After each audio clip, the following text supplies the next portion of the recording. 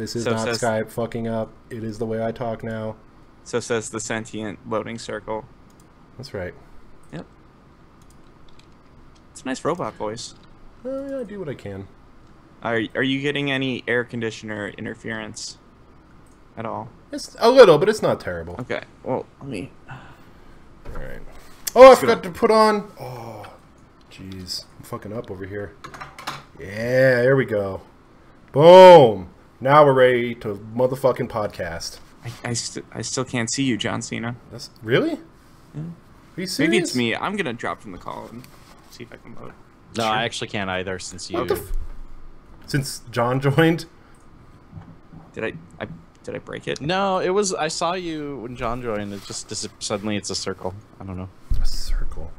Everything's. I mean, I guess if it works for the people, that's all that matters. I don't really need to see you. Man, all right. Next week. I love you. Yeah. I understand. Next time, you guys are gonna need to see me because I have a piece of wrestling gear that I have not shown off yet. That is gonna be awesome. And it's not my John Cena wristbands, but I should have worn those today. I'm gonna eat this pita filled with salad on air. Sure. Good. I'm gonna go refill my drink quick before we. All right. Before we do this. Sounds good. But first, I want to change my pictures. Did you watch that EC3 match? Because we're probably not going to actually talk about that on the podcast. What? Yeah, I did. Because Phil didn't watch it. Phil, why didn't you watch it? I mean, you guys can talk about it. I watched that fucking Judgment Day. I wasn't gonna. That shit is like I was gonna 3 put hours myself long for of any other bullshit for Dylan. What? No, that's fair. No, that's absolutely fair. All right, I'm gonna go grab this drink because I feel like I might need it. I probably won't need it. That's the saddest thing I've ever said. This belt is not going to stay up. This is really pointless. Is that the spinner belt? Do you have the spinner belt? No. You could buy that at WrestleMania, at the WrestleMania shop. If you don't have the spinner belt, what's the point? Are we on? Are we on the air? Yeah. Oh, wow. I haven't actually started the podcast part yet. Okay, that's good. See, this is like, I like the idea that I'm going to like make sure that the audio quality is good and everything while we're live, since it's the actual good version of this thing with music and everything is going out as a podcast. The art for that is coming soon, I hope, too. That's a very smart, you're doing this real professional like. Yeah, that's me. Super professional. Speaking of professional, I just dropped some broccoli on the floor. That's why you need a dog. Yeah. Yeah, good call. Or, I mean, Sammy, come over here and eat this. Yeah, I mean, come on, the obvious answer, right?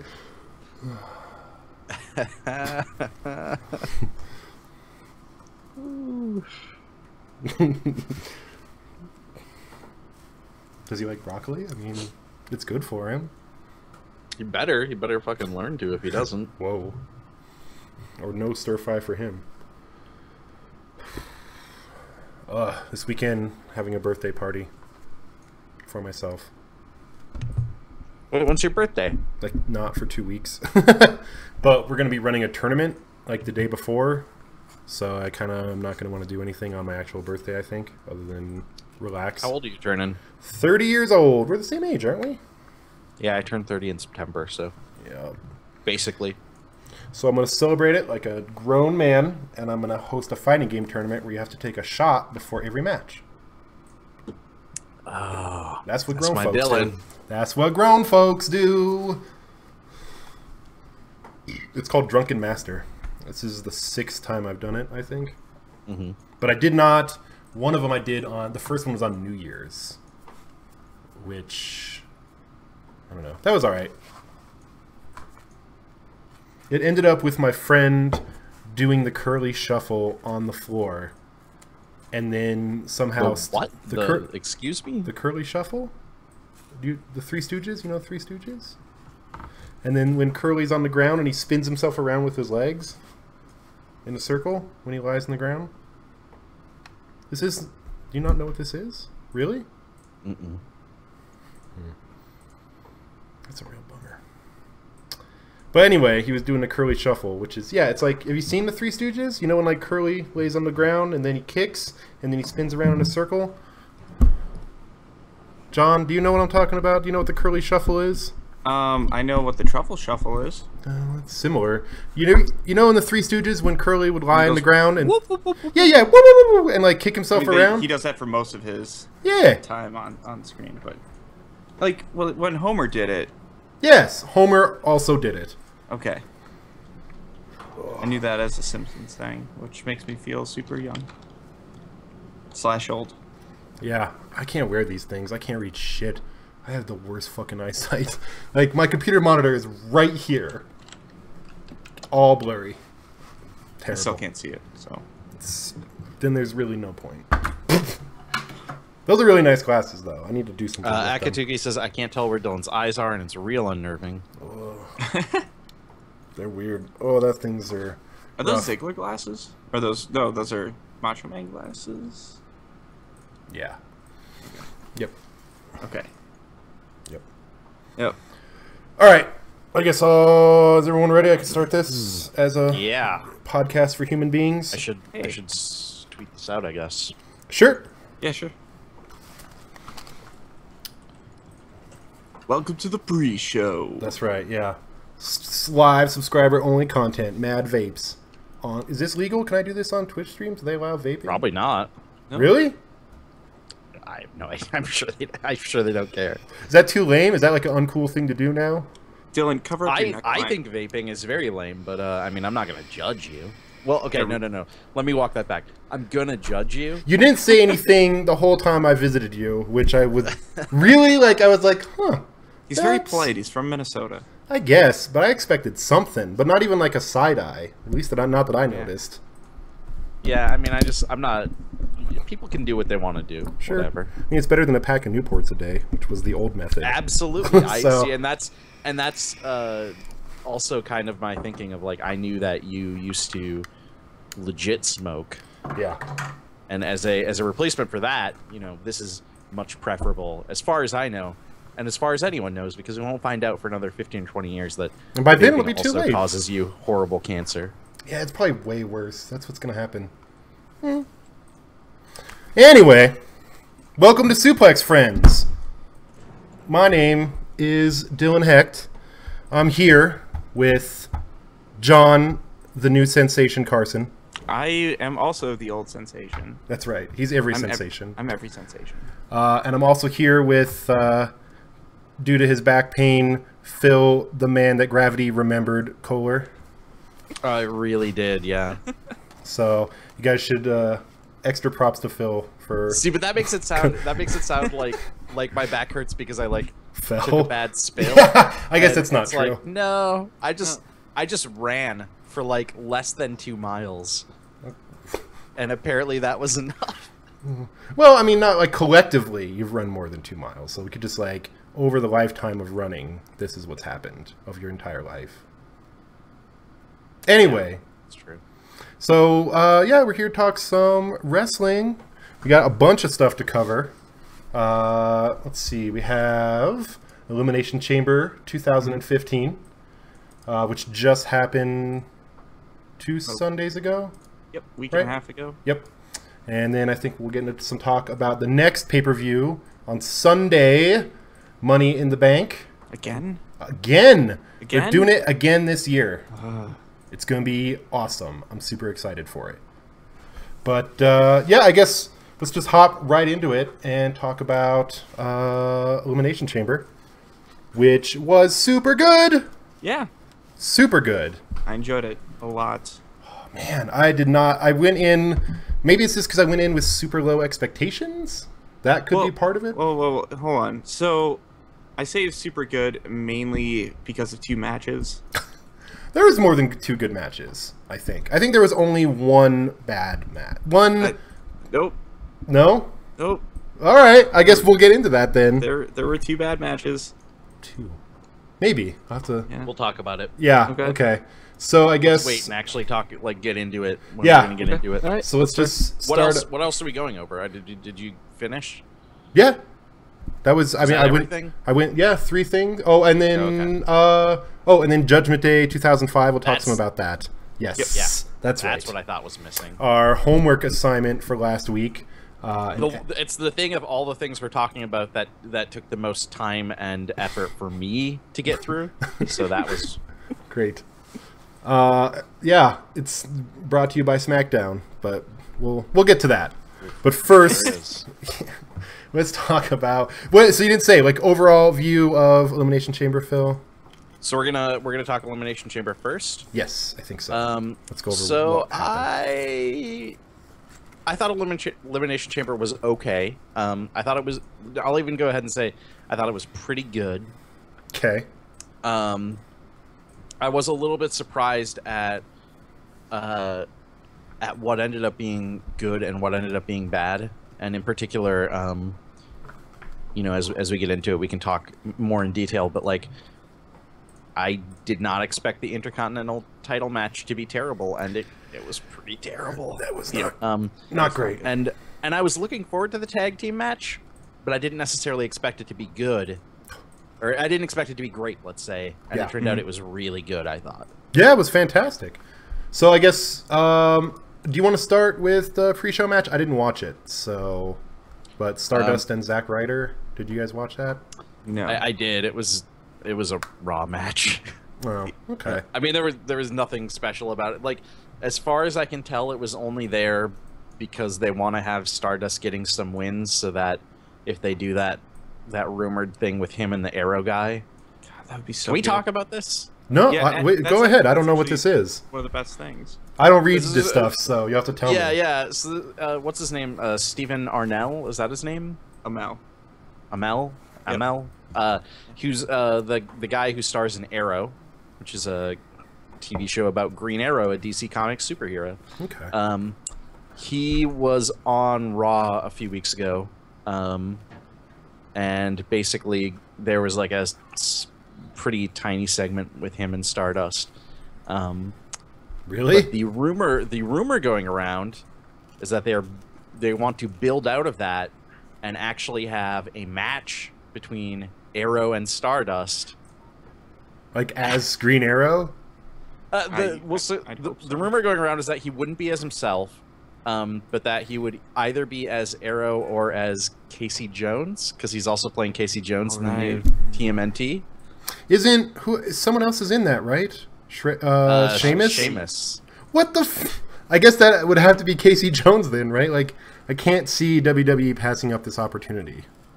Yeah, so it would. I think either I would actually love Arrow just in the sense of like, man, I would be so stoked to finally have a comic book superhero in the ring fighting.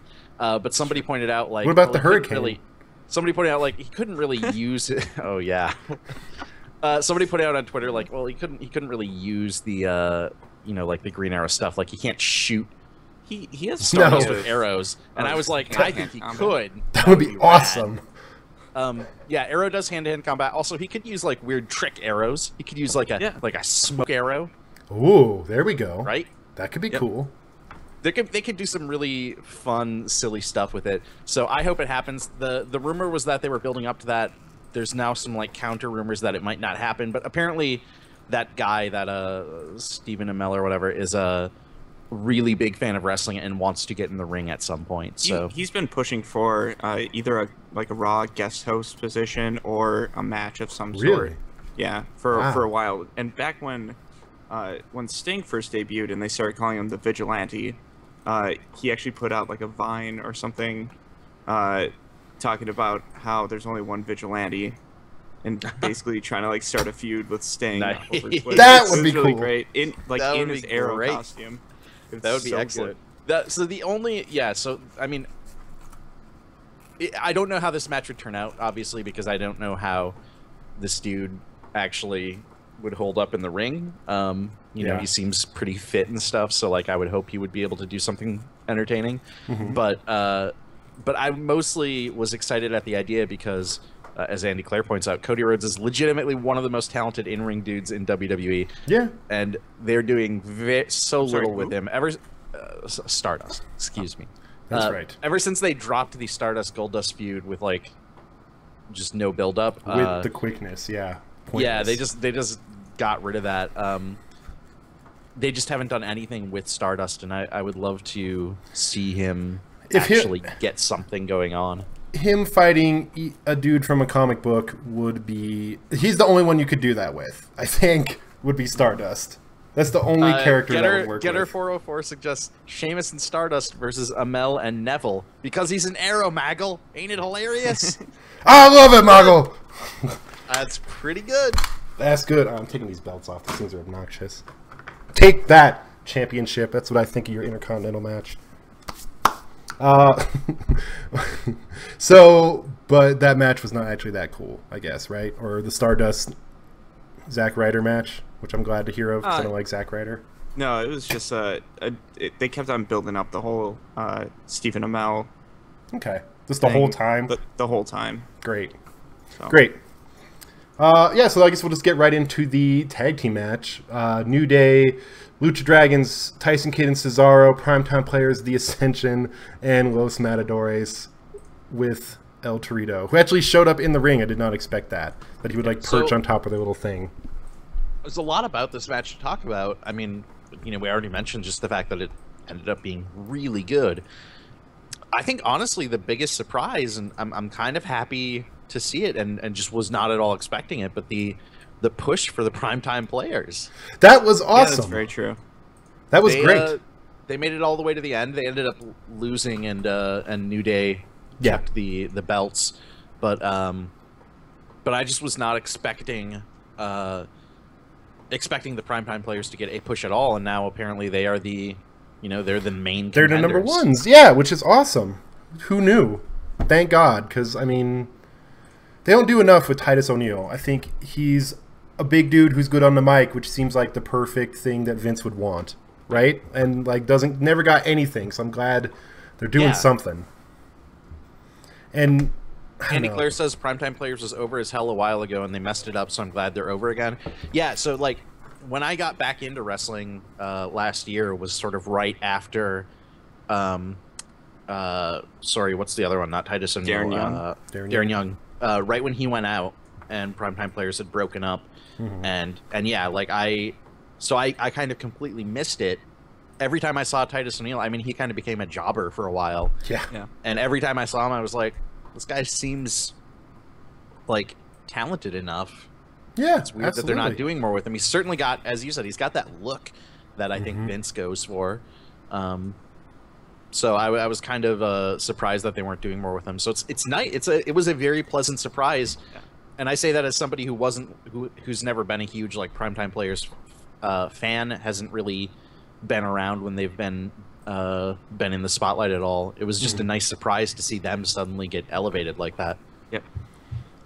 This is kind of one of those matches this was one of the matches that I thought was kind of bad. Really? It was. There were some weird parts to it, I will say. There were some weird parts, and a lot of it was like Callisto. What was that? Caught on, like he was like climbing up and then pod for like 5 minutes. Like somehow could not get himself up, even though he's like this crazy high flyer. And then him ascending the chamber, which is a really cool idea, but it wasn't pulled off that well, especially like. Even when El Torito went up after him and kind of did the same thing and was, you know, I kind of wonder. Yeah, that spot was weird, and I kind of had to wonder if like something seemed off. Something went wrong. It seemed like he was a little freaked out. Yeah, and like everybody was a little freaked out that something was going to go wrong there. So like it kind of makes me wonder if they just hadn't had time to like practice that and had like talked about it and been like, oh, this will be a crazy cool spot. But when they actually went through with it, they're like, oh shit, this is actually like super dangerous. Dude could die. Yeah. You okay? And so I guess like with that kind of setup, like they probably can't just like throw down the Elimination Chamber and practice spots, you know? Right. No, probably not. But that being said, there was, I think one of my favorite spots of the night was El Torito Hurricane Rana on Cesaro. That was awesome. That was really good. That was done so well. It was perfect. Yeah, excellent. I wish more people could do that well. I wish he was just raising hell the whole time that Los Matadores was in the pod. He was just which wasn't for long, but it wasn't long. But he could have gotten into the mix right away and kind of set up his team for when they came in. There was some good parts, though. I did like Cesaro locking Xavier Woods back in the chamber, but I don't understand how he like kept him in there because he just kind of closed the door, but there's no lock on there. I don't know what that was exactly. I was not a huge fan of Ascension lasting as long as they did. I don't know what they were trying for there. I thought they looked all right in that match, though, like better than they have recently. Yeah, it was an improvement for sure. They did better. It definitely the match made them look better. I don't think their work was very good, but I've never thought their work is very good, so I don't know.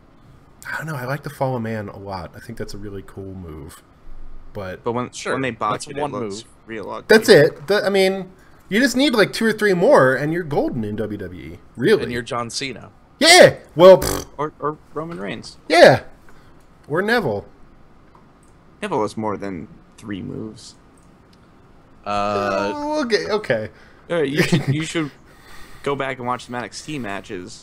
Andy Clare says Ascension looked twice as good as they usually do, but 2 times 0 is still 0. Oh, I thought they were a good filler in there to get some stuff done, I guess.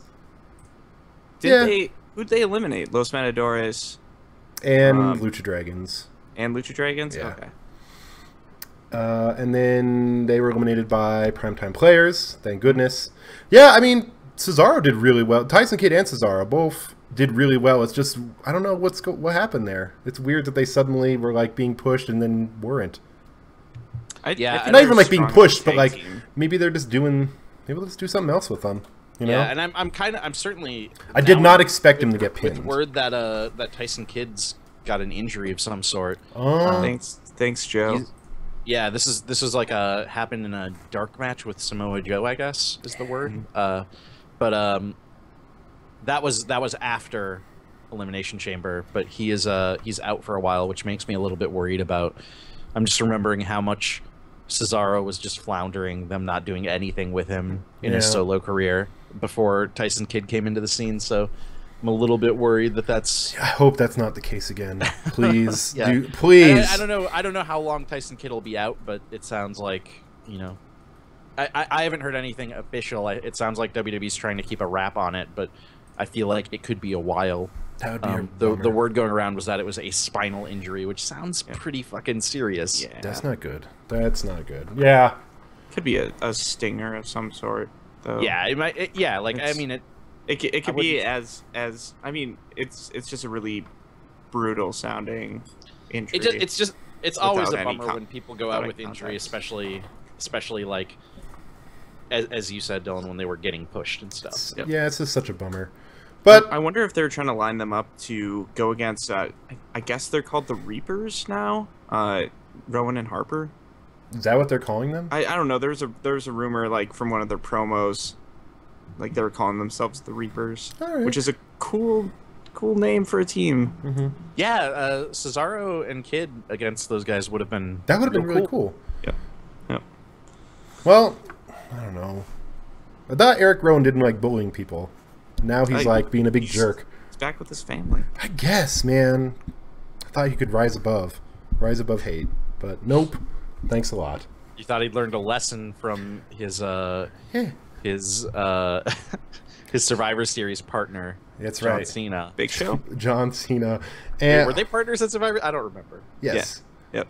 As well as the big guy Ryback. Hello. Ah, the Ryback. The Ryback. DZ himself. Yeah. We only call him the Ryback. Wake up, Phil. Ryback. Wake the fuck up, Phil. Seriously. All right, so let's move on to the Divas match, which was next. Nikki Bella, Paige, and Naomi triple threat for the championship. This one was okay. Pretty good. So it was a little bit of a bummer. It was all right. I expected better, and I think part of the issue was just that it was real short. It was like 5 minutes or something, right? Yeah, it was just. It looks like, according to Wikipedia, it was 6 minutes and 4 seconds. Yeah. But that was the shortest match of the night by far, shorter than Stardust versus Zack Ryder. Oh no! Was it? Oh my god! And it just, yeah, it didn't seem like it got time to really get going. Yeah, it was half a match for sure, but that's kind of just seems to be how it is, which is a real bummer. And every day we wait for Charlotte to be called up, so she can do Bring 6-minute life. matches, triple threats. It's gonna be great. That's gonna be so sad. Yep. So just hope they all stay in NXT forever. That's whatever. It was fun. We've got a I good guess. question about that for later. Though. Yes, we do. Yep. But, And I have yeah, words. No, I thought this match was fine. I just, I was just a little. I expected a little bit longer and a little bit better. Andy Clare says it was a bummer because Naomi should have fucking won already. Jesus Christ, why the fuck is Paige in that goddamn title picture still? Yeah, I mean, I'm pro putting the title on Naomi. Yeah. I don't know if or when they're actually going to do it, but I don't know. Is Naomi on Total Divas? They only give it to people that are on Total Divas. I think it she seems. is. Okay. I don't know. I don't know. AJ. no, had it for the a while. longest time, That's the true. rule Yeah. was, for the longest time, the rule was never giving the title to someone on Total Divas, supposedly. And now it seems like that has switched around. But Naomi's going back on Total Divas next season, so Paige is on it too, right? So everybody's on Paige it. is on it. Great. Yep. Bummer. Naomi got taken off of season 3, but she's going on for season 4. How many seasons have there been? Jesus. 4. Season 4 is about to start. Wow. All right. All right. So let's just move on to the best match of the night by far, I would say. Sure, yeah, I would Yeah. actually agree with you. Uh, That's my life. The Great. The champion versus champion match, Kevin Owens versus John Cena, which had great build-up, number one. Yep. Fantastic build-up. Like The best build-up, well, like the Of- only match on this whole ticket that had build-up at all, except for Dean Ambrose and Rollins. Yeah, that's true. I guess there was some build-up for the intercontinental matches because they had those guys Very face each little. other. Yeah. Very little. And there was more. We'll get to it. Andy Clare says best WWE match since WrestleMania 30. In my opinion, I think I agree Probably. with that. Kevin no. Owens, national hero versus John Cena, large man. No, I like all the Brock Cena matches a lot. I think those All were the also what? the Brock Cena matches were all fantastic. Since thought- WrestleMania. Oh, yeah. Sure. Yes. Yeah. Never mind. I was thinking Yes. 30 was Six- the last WrestleMania. 16 German suplexes is still cool to me, I think. Yep. Yeah. So I don't think those were as good as this for sure. Right. this was super good. So I guess we should just get into it. Like, build up was fantastic, and then they still were like, it was just so good. They actually told a story in the ring for once, which they always say they try to do, and are Gotta terrible change at. my Cena picture to go along with this. Perfect. Fantastic. That's good. Here's shirt. the thing about this match is I like Owens. I like everything I've seen of Owens. Yes. I've like all the matches I've seen of Owens, but I have not seen a ton of Owens matches. This match 100% sold me on him, and you hear like, oh, he's suddenly been given a new contract, and they're pulling him up already, and he's had the NXT title so shortly after he joined NXT. Yeah. And clearly the WWE is just very, very high on Kevin Owens. And you look at him and So am it's I. kind of hard. Like, you look at him and you can't immediately see why, because he doesn't have that look. He's really good on the mic, but he doesn't have that traditional WWE superstar look. No, he does not. But this match, I completely and immediately got it. Like, he just is so fucking good in the ring. So good. The way that he holds himself, it's just he is 100% confident about every move he's doing. He brought the best out of Cena. He works the crowd in Yes. just a brilliant way. And like you said, he's one of those rare people who I think he understands how to tell a story in a match, which is increasingly rare in the WWE. I mean, and it helps that he's had as much time as he has, like on the indie scene doing what he needed to do to actually build up, just the ability to do this and just develop a style that even though he's a big dude, he can have an indie style where he does really cool spots that big men don't do, and it's just really good to see that and just to see him be cocky about being able to do that because he knows his character knows that no one else does that either. It's perfect. And he's just a tough guy all around, as we can see right now.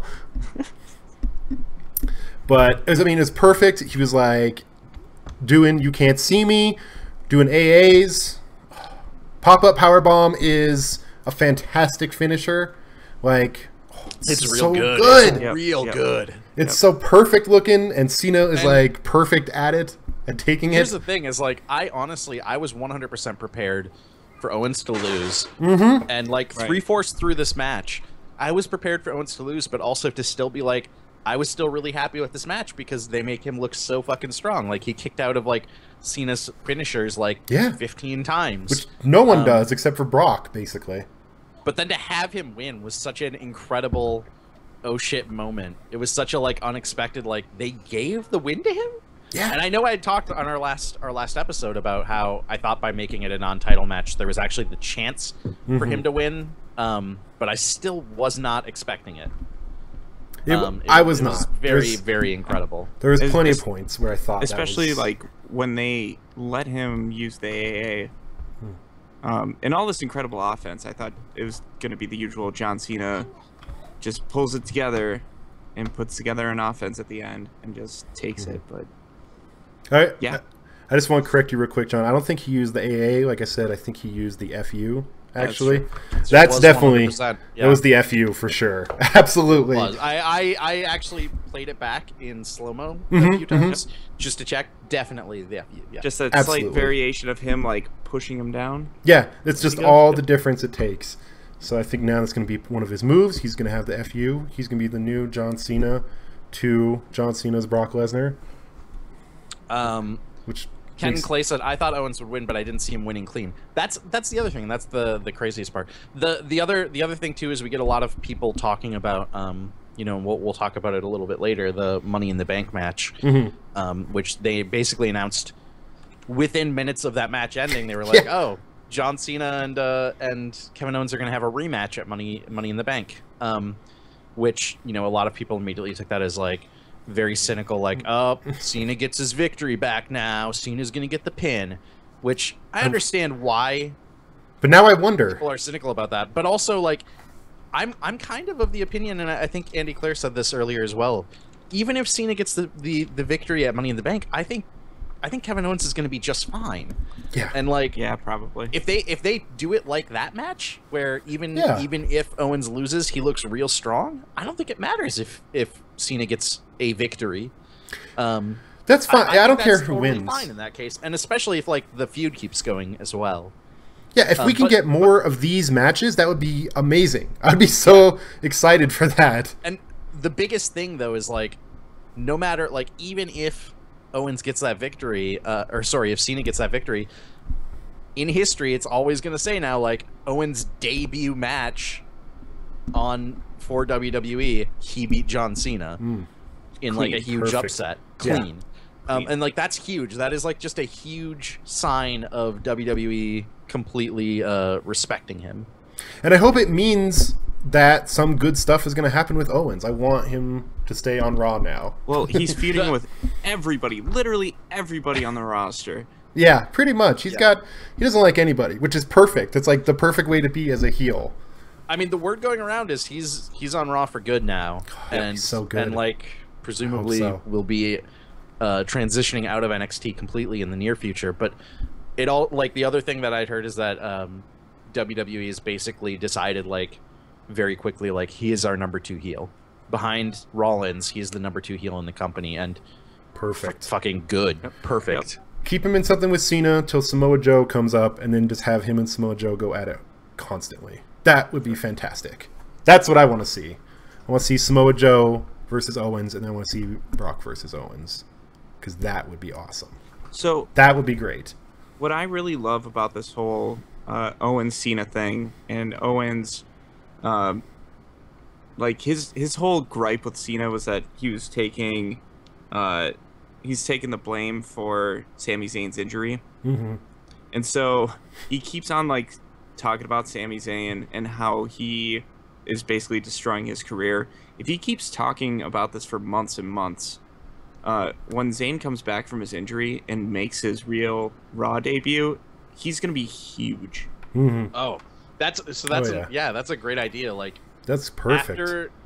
After Zayn had that match against Cena, Mhm. which was incredible, and then didn't come back, and it turned out like, oh, that wasn't his real Raw debut or whatever. It wasn't his he wasn't getting called up or whatever. Yeah. I was a little bit bummed out, but then when I found out that he was out for injury anyways, that's absolutely the scenario I had in mind. Is like, when he does come back, I hope he comes back to the main roster and not to NXT. Yep. That would be cool. That would be really cool.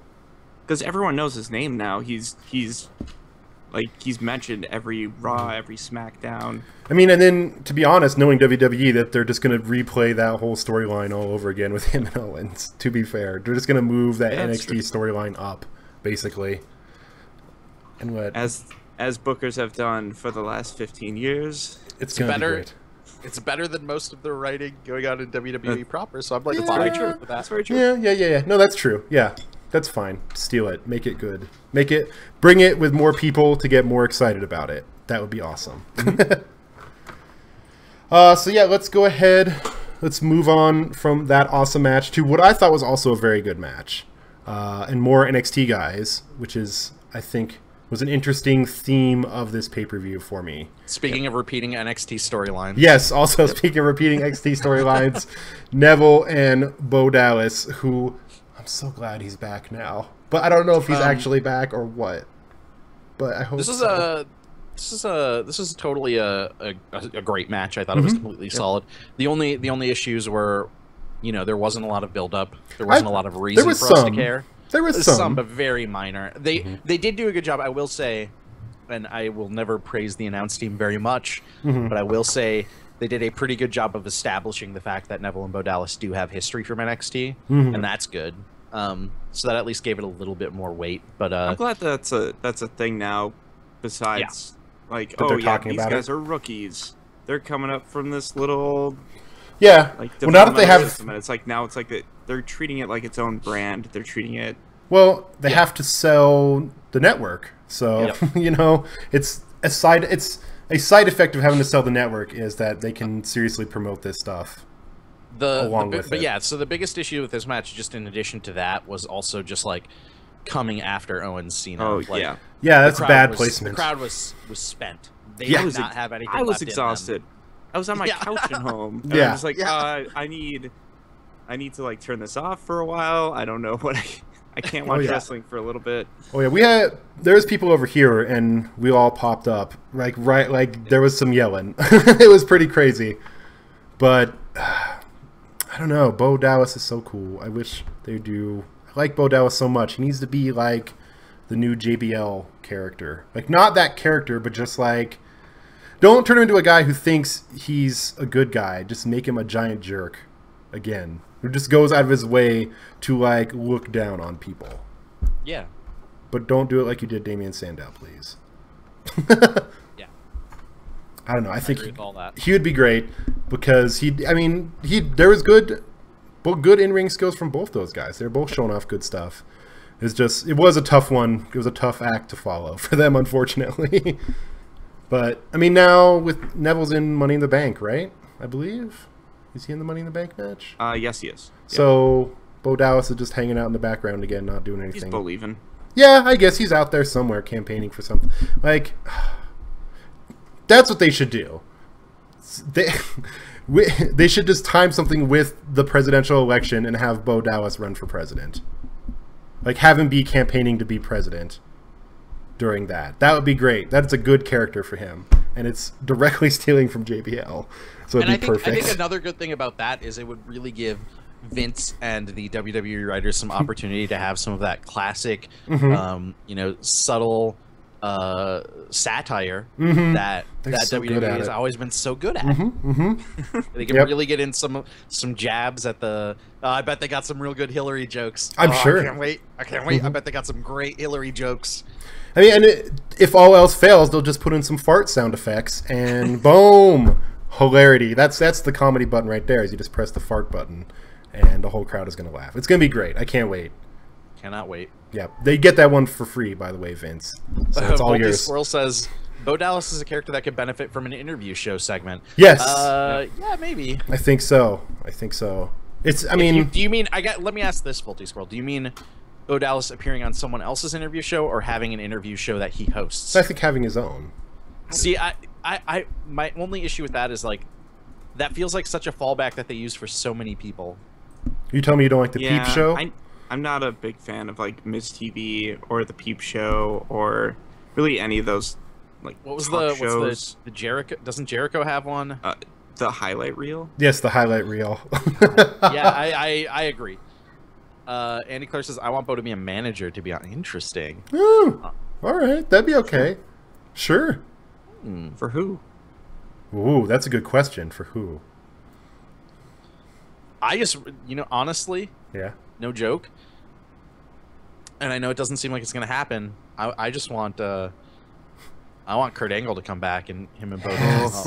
Yes! Bo Dallas, Kurt Angle team. That would be great. That would be great. Come on. I like Shaded Fox's idea that Bo should join the New Day. That would be great. I like that idea a lot too. Positivity. Yeah. That's actually Bo not could be a back to terrible being. idea. Yeah, but Bo does positive. That'd be perfect. Oh man, I like that a lot. Oh man, that's good. All right, let's move it on to such a good match, guys. The Elimination Chamber match for Daniel Bryan's old Intercontinental Championship. Do you guys remember him, Daniel Bryan? Who? Yeah, he's a we did. Speaking of Daniel Bryan, Mm-hmm. we did actually miss not a match, but a segment from the pre-show. That's probably worth talking about. Oh, yeah. Miz TV. Speaking of interviews, we had Miz TV with Daniel Bryan, where and this kind of leads into the Intercontinental title stuff, so we can talk about it. Okay. Where Miz interviewed Daniel Bryan, and Miz in his healing stuff. I mean, he opened it up being very sincere and was like, we're all rooting for you. I hope you get better or whatever. But then in his healing ways was, kind of like talking about how, it's so sad that Daniel Bryan's career is over forever. I did like that he brought up that he was Daniel Bryan's pro on NXT. Yeah, that was That was perfect.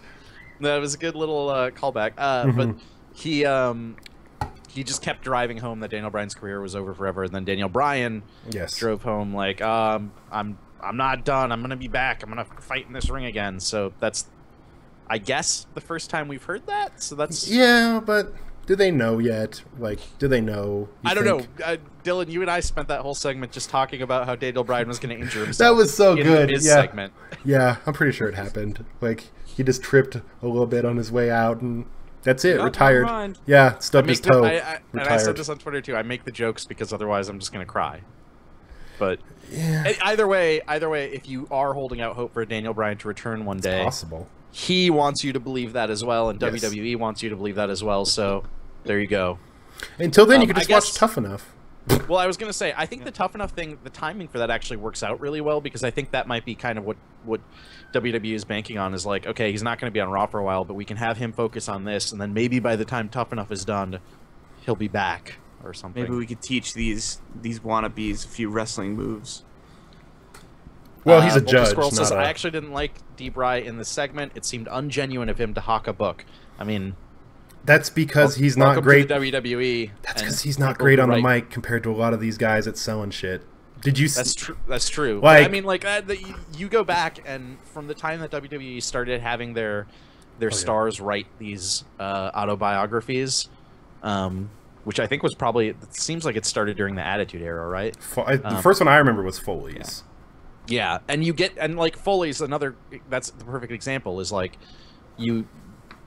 that's not necessarily what you would want from that character, is him coming out and being like, buy my book, Yeah, but they're gonna do it. and they like, isn't it? Didn't they do like interview stuff, and then they put out the book and like advertise it through that or something? They advertised it when he was on, but he didn't do it. Something like that, I remember. But I don't know. I hate to say this, but Cena's way better at it, which is not surprising. I know. I think Brian will be out for at least a year, hopefully more. I want him to recover well. I bet he comes back in 6 months and is back out in 2. Well, let's hope not. That Gosh, sounds that'd right. be After he awful. wins a title. Yeah, be perfect. God, no. I honestly do think, and this is the saddest part, is like, I don't know. I can't imagine how long it's going to take WWE to put a belt back on him. Like, I don't think they're going to be willing to No. for No, there's no for way. a long time, if ever again. It's never happening again. The U.S. Championship on him. Yeah, that's. I guess they're not doing anything else with it. Yeah. What? Wait a minute. Nothing is happening with the U.S. Championship right now. I haven't seen anything happen with it. What? All right. Do you want So the Intercontinental Championship match for that bum's title that he can't keep. We got surprise entrant Mark Henry, Dolph Ziggler, King Bad News Barrett. Henry. Yeah, Sheamus, R-Truth, and Ryback. What's up? Who was Mark Henry replacing? Mark Henry was placing Rusev. Rusev. That's right. Who I had said last episode was Wikipedia told me it was going to be Bray Wyatt instead, but Yeah. the internet doesn't know there shit. There were going rumors going around about that, but Wyatt was definitely not there at all. I think Wyatt would have been a more interesting choice, but I think Mark Henry was Mark Henry replacing him was our sign. That was our sign of what direction they're going in with the Intercontinental title. Yeah. And boy, it is a direction that I am. I think Mark Henry worked just fine because they were in Texas, and Mark Henry's from Texas. So I think that's... Yeah, DSHS70 says Mark Henry ruins everything once again. It is important to note, as not excited about Mark Henry being the surprise entrant as I was, I don't think he... What went wrong with this match was not necessarily related to It was Mark not Henry. Mark Henry's fault. Well, his pod His pod? kind of ruined some. All right, so midway through the match, Dolph Ziggler gets thrown into Mark Henry's pod. Oh, and that's this right. Unbreakable plexiglass. That's right. Just That's supposed to bing, stop falls right bullets. off. Just like flops off, and he's like, "Am I supposed to go in now?" Yeah, I remember. That was good. That was very funny. And then he's like, "Well, I'm coming out." And then the ref's like, "No, you got to go back." And he's like, "But this It's a door yeah. is open." I'm coming out. Yeah, Andy Clare says that was clearly a botch. Clearly. I feel like it was. But Absolutely. the announce team played it off well, I thought. Somewhat. I thought it was not bad. I think he played it off well at first when he just kind of like stepped out and looked all threatening, and then He's good he at just that. sheepishly went back into his pod. Yeah. But then decided, wait, it's a no DQ match. I'm coming out anyway. Yep. I guess like maybe this was like the WWE. Have they ever done 2 Elimination Chamber matches in one night? No. Always. Wait, Do they always? No. Yeah. So the traditional Elimination Chamber pay-per-view was always the WWE Championship and the World Heavyweight Championship, where in the chamber the month before WrestleMania, whoever won those matches was going to That's Mania right. That's as right. champion. So there's typically 2. And it was kind Not of a bad. pointless match, Yep. really, because you already know who's going to win every single time. Right. So Well, I was going gonna to say maybe that was their lesson to not use it twice in one night, but clearly not. Yeah. What do we got? I mean, I was not impressed with this match. Yeah, At it was all. it was really bad, and it's weird because I do feel like I feel like Barrett and Ziggler are both good workers. I feel like Sheamus is good at what Sheamus does. What the hell is going on with Barrett? Like, why do they do this all the time? Is they give him some kind of award and then make him lose constantly? They're like, I we're gonna don't let you get win it. King of the Ring, and then we're going to just have you just lose Pre-show to King everyone Barrett. always. Like, why? Oh, terrible. Squirrel says, as someone not entirely a fan of Dolph, his attempts to salvage this match made me like him a lot more, because as soon as that pod broke, he started calling everyone's spots. Yes. Yeah, no, I mean, and I think that might have been part of it. Is like I feel like you had maybe 2 guys trying to hold together this match, and like maybe people like R-Truth and Ryback, as an example, didn't know how to work this match, didn't know how to work in a chamber. Did not. And we want to talk about Sheamus's lock-picking skills? Like, what was the point of that, exactly? So I think what was going on, this was a case where I think the announce team fucked it up. Yeah. I think they blew what was going on, explaining the story there. I think what was supposed to be happening is Sheamus was pretending like he couldn't open the door, but I think what was supposed to be there is he had jammed the lock with his thing to keep him in there longer, to keep him safe. Okay. And then he pulled it out, and the announce team was like, "Oh, he picked the lock," and it's like, "What are you why are you making this already confusing thing more confusing?" Yeah. It was exactly it was like his cross. Yeah, and it was a totally fine healing, I thought. It was Yeah. just that Oh, yeah. it was the kind Soulful. of fine healing that the announce team needed to explain clearly, and they didn't. Okay. I wasn't sure because the whole time I thought he was stuck, and I was like, but then last year he like brogue kicked through the unbreakable glass. That's what I was right. hoping he would do. Yeah, that's what I like called that. I thought that was seriously going to happen, and it didn't. And I think that would have been cooler than whatever happened there. It was supposed to be healing, and I'm fine with that. Like, he's a heel, and he was doing heel stuff. Andy Clark says, okay, but did y'all see the ref trying to open the pod, very clearly keeping the pod shut with one hand and pulling with the other? Yes, I did see that, holding the door as he was pulling it. That was fantastic. Well done, ref, I think.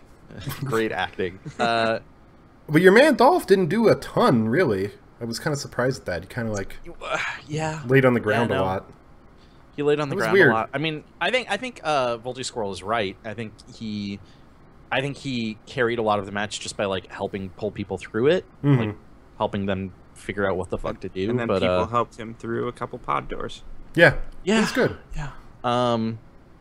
I mean, like honestly, like we got to talk about the biggest disappointment of this whole match, which is just Ryback winning. That I have to say that you were right. Oddly enough, depressingly enough, I believe. Did I say Ryback would win? I believe you said Ryback as a joke, and it was serious business. I think you were saying the worst I possible did thing could the happen. worst possible outcome would be that Ryback injured everyone and then won, which you were no. right. It was all your fault. Way to go, buddy. It's just it's so absurd to me that WWE, like, and I'm not like a huge anti-Ryback person, but like I don't think he's that good. I think he constantly injures everyone, and I think it's absurd for the WWE to reward him with a title. But for all the other guys that have been in there, like most of them have had IC title runs, and they've never really done anything with it. So Ryback's a fresh guy with that title, like brand new matchups that can come of it. I like the Again, Ryback says story. Ryback is the feel-good story that they needed on a show where John Cena dies. John Cena dying was the feel-good story. What? Wait. No. Yeah. But Ryback, but then Ryback saw the kid, Yeah. and the kid was like, "Why'd you lose?" Here's exactly. Andy Clark says the only person worse than Ryback would have been Swagger. Here's exactly why I'm so upset by it. As Andy Clare points out, Ryback wins the Intercontinental title, immediately goes into a program with the Big Show, and the Intercontinental title goes back to never mattering ever. Like, it's just, it is such a clear, to me, it's such a clear sign of them not having a direction for that title. And I mean, I also like, I feel for the WWE to some degree, because I think their direction for that title really hinged on Daniel Bryan, and they weren't expecting him to be out again. But Yeah, they're kind of getting it on grasping Ryback there. isn't going to help. I don't know. Ryback is. I like Ryback. I think he's pretty cool. That's that's a serious. I don't know. I like his character. I like that he's like motivational guy. That's cool. Fitness. That's half the roster right now. That's fine, but he's good at. I think he's good at it, to be honest. That's the writing team is like, all right, so we have things for Cena, Rollins. I don't know if Rollins is a motivational guy. No, but we have things for Cena. We've got things for Rollins. We've got things for, I don't know, Roman Reigns, and then the rest of them. Just make them really positive about things. Yeah, it works. It's some easy. of them are going to be heels. Some of them are going to be faces, but they're all real positive. Listen, positivity is where it has to be, okay? I don't know. I like Ryback, personally. I think he's a cool guy. It was nice to meet him at WrestleMania. DSHS70 predicts the best outcome for getting us through the summer months. Intercontinental Champion Kevin Owens. Yeah. Owens wraps up his feud with Cena and decides, I want one of these titles now. I want one of these belts. I'm going to kill Ryback. Sure. Just punch him in the face. Murder him. That would be awesome, but he just straight punches him in the face. Maybe that's what they're doing. How about that? Actually, you know what? Never mind. Ryback's going to injure Owens. He's going to be out forever. Don't do it. Yeah, that might be bad, actually. Akadiki says Ryback's entire gimmick is that he missed lunch, and he's slightly more upset about it than the average person. Oh, they actually did a video on their YouTube channel that was all about how much like Ryback actually likes to eat.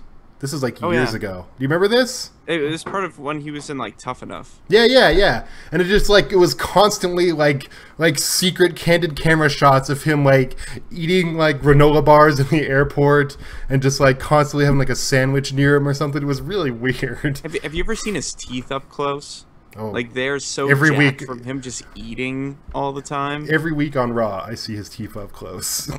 They put that camera right there. Akatugi says maybe it's because I just started watching wrestling and Ryback was more interesting in the past, but he's real boring. He wasn't that much more interesting in the past. No, not really. Mm. This is the most interesting he has been, I think. Andy Claire says I want Owens to win every belt and wear it like armor Kaiji Muto style. That. No. Well, whatever. You don't okay, even. let's... This is. I want to say one thing though: is you should be happy that he's in the thing with the Big Show, because then if he enters the Big Show, you won't care. True. So it'll work out perfectly. All right, let's. Yeah.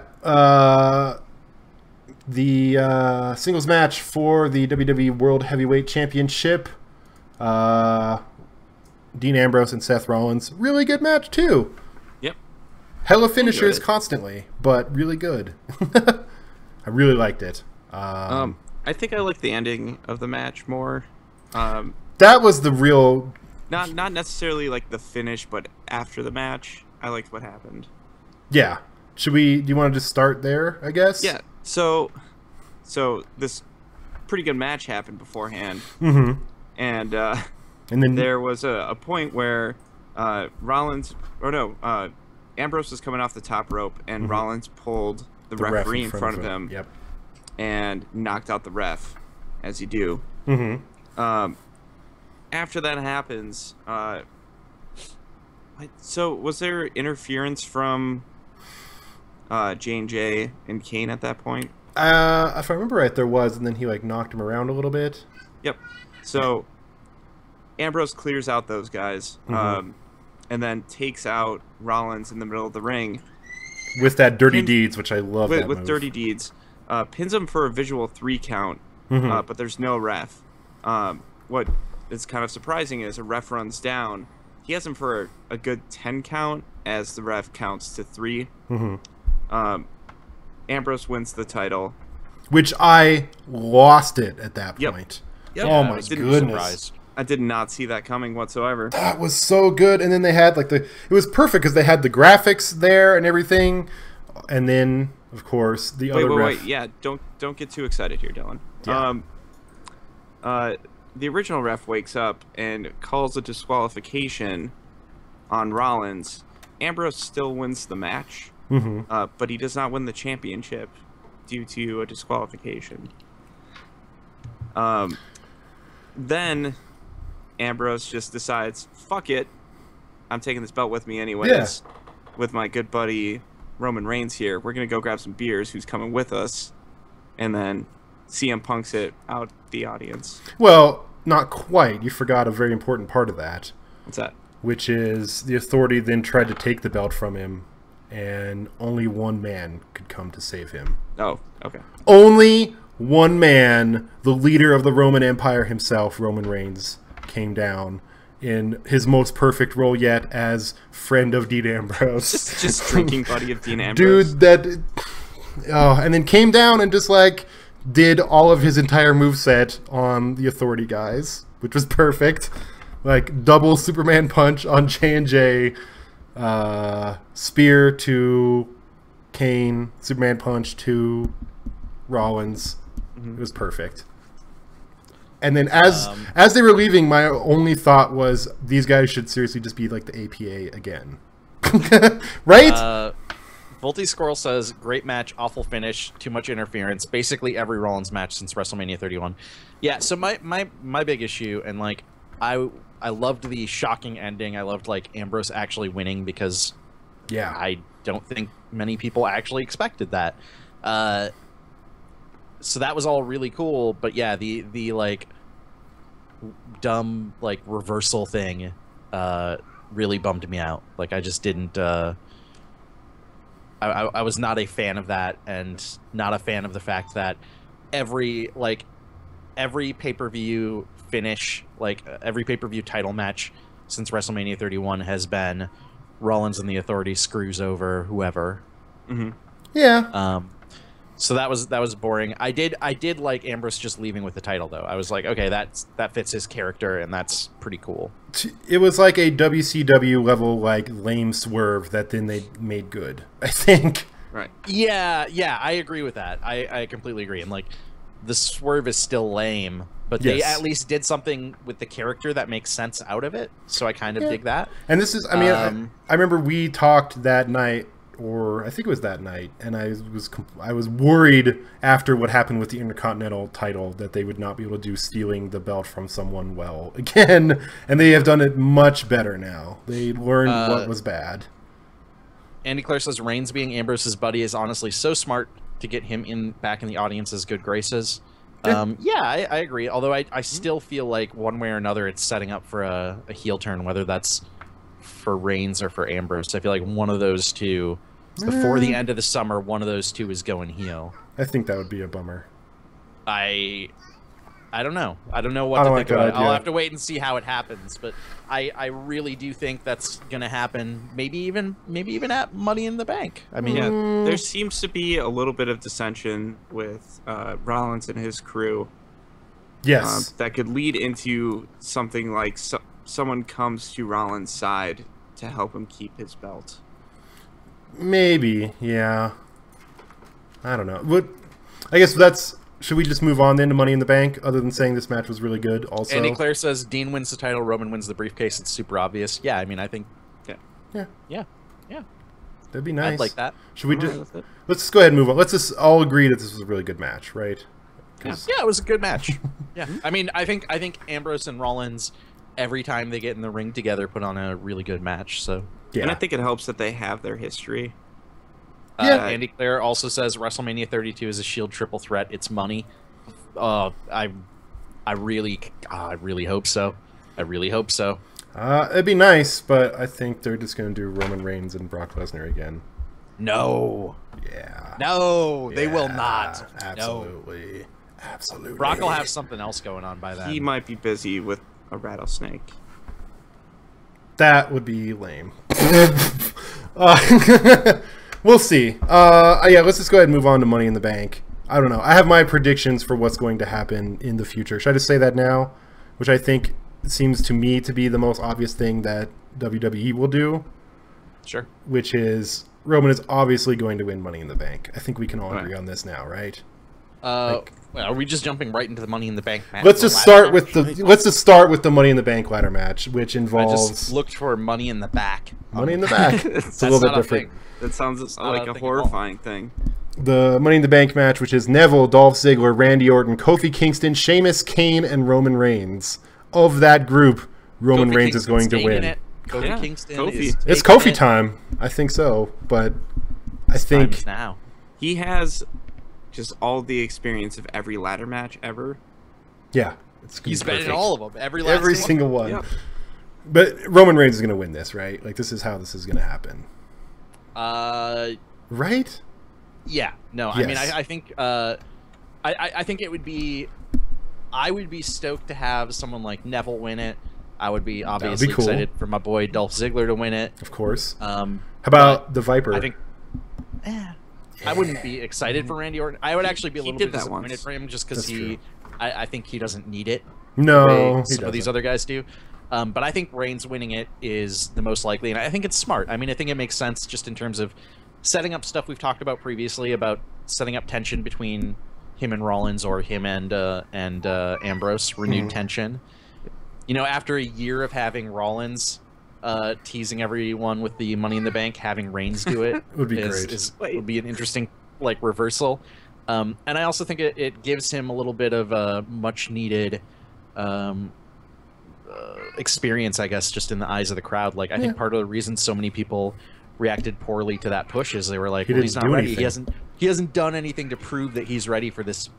So like winning Money in the Bank at least is like a oh, he did something. Like he's done he has something to his name other than he was in the Shield and beat up a bunch of people. Yeah.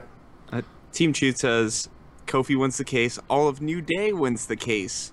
That would be great. They've said that before in their promos. I will say I think Roman Reigns is going to win, and in typical WWE style, they're going to have his cash in. Which I don't know. I think most cash-ins are super expected for that character, and I think they're going to play him like a John Cena type, where he's going to cash it in the week before SummerSlam to turn what would be a Rollins-Lesnar match into a triple threat to get his own rematch. Can you pick your stipulation for your match, or does that just have to be like a straight match? Well, now I don't think it matters anymore. Now that Rollins just turned a match into a different type of match, I think they can do whatever they want now. That's true. And I think they would do something like that as a callback of sorts, and a way to basically just try out that Lesnar-Reigns match again. I'm loving the discussion in the chat, though. Everybody's talking about Freebird rules. So with New Day winning, they're saying Kofi wins the case, Big E cashes in. Oh, that would be great. That would be great. That would be... I kind of want that, but I know it's not going to happen. Yeah, cash it in on Brock and just have Brock just like throw him into the crowd from the ring. It'd be perfect. Yeah, I mean, I think Reigns is going to win. I think between Neville, Ziggler, and Kofi, we're going to have some incredible spots in this match. It'll be a great that's showcase. to be expected. But will we have a Randy Orton ladder match botch, which will end with blood covering the ring again? Well, we can only hope. Can Randy be in a match without injuring himself? He's like the reverse Ryback. I'm so glad we got Kane in there to ruin everything. It's gonna be perfect. I'm gonna say Kane's winning it. Whoa! Yep. That would be cool. Actually, that would be the something worst. cool could happen with that. Nothing good could happen with that. Well, match from hell. Yeah, it'd be great. Or they could do have a match where the briefcase gets put on the line against Roman Reigns and then he wins it anyway. It'd be perfect. Clay says, I would love to see Brock versus all of the New Day. Yeah! Rumor is that Brock's returning shortly after Money in the Bank. That would be an incredible return match. The Authority sends the New Day after him, and it's just Brock versus all the... That would be great. He is scheduled to appear at Battleground. Yeah. He's advertised as being there. So which, by the way... Oh, go for it. You first. I was gonna say he's scheduled for a match in Japan, tentatively with Kofi Kingston. I don't know if that's is that for that July 4th thing they're doing? Yeah, Supercard, which is gonna be on the network. Which, by the way, we should probably do a thing for that. We might as well. That's what I was gonna ask. I was gonna save that to the end, but yeah, I think we should do a thing for that. But yeah, that's really cool. I'm stoked to hear that. Yes, it's gonna be good. So that's how that match is gonna go. Is just gonna be some good spots and some good ruinings, I think, from Kane and Sheamus. They're gonna ruin stuff, and then somehow Roman Reigns is gonna have that briefcase at the end. Sheamus is like a guy who I respect the work he does. I'm never gonna get stoked about his matches, but also he feels weirdly out of place in a ladder match. He's such a big brawler. I don't. He's there to catch guys that do cool stuff. I guess that's true. Yeah. I feel like that's what he has to be there ruin for. careers of... Volty Squirrel asked. Volty Squirrel said what I was basically going to say, which is they should stop running Battleground. It's been the worst pay-per-view winner from the Observer 2 years running. It's cursed. Yeah, I was going to say with Battleground being the pay-per-view that Brock returns to. Not that he's returning at the pay-per-view, but that he will be performing there. Apparently. I wonder if that will turn it around and Battleground will actually not suck this year like it sucked the last 2 years. If Brock is there, it's going to be okay. Didn't Battleground give us the Rhodes Brothers against the Shield? Yeah, I think so. That was the first one. But that's kind of the thing. Is it's always I think the last 2 years both of them had one or two good matches and the rest was just trash. Just garbage. Just like stalling until SummerSlam garbage. Guess what it's going to be this year? Brock getting ready to take back his title. I'm excited. I'm excited to see Brock again. Never thought I'd say that. Yeah, it's going to be awesome. I can't wait. Let's talk about the other stuff going on with Money in the Bank. We got you want to start with the pre-show match versus King Barrett. That's the pre-show match. Which, by the way, so let's just say right now, did you watch Raw yesterday, Phil? I haven't yet. Okay, so feel free to spoil or whatever. There is a point where all the people in the ladder match are supposed to come out and do their own promo for it. and R-Truth came out and did a promo talking about how he's not scared of heights anymore before Kane interrupted him and reminded him that he was not actually in the match. And he just said, "Oh, sorry, guys," and left. It was so good. What? Yes! The best. Yeah, it's just they had a promo and he came out and just was like, "I'm not scared of ladders anymore. I'm not scared of heights." And I'm gonna say this: I don't really like R-Truth in the ring, Really? but he has increasingly entertained me as just a funny guy on the mic. Yeah, You should look back to his whole like conspiracy theory. that was good. From a few years back when he's teaming with the Miz. It was really great.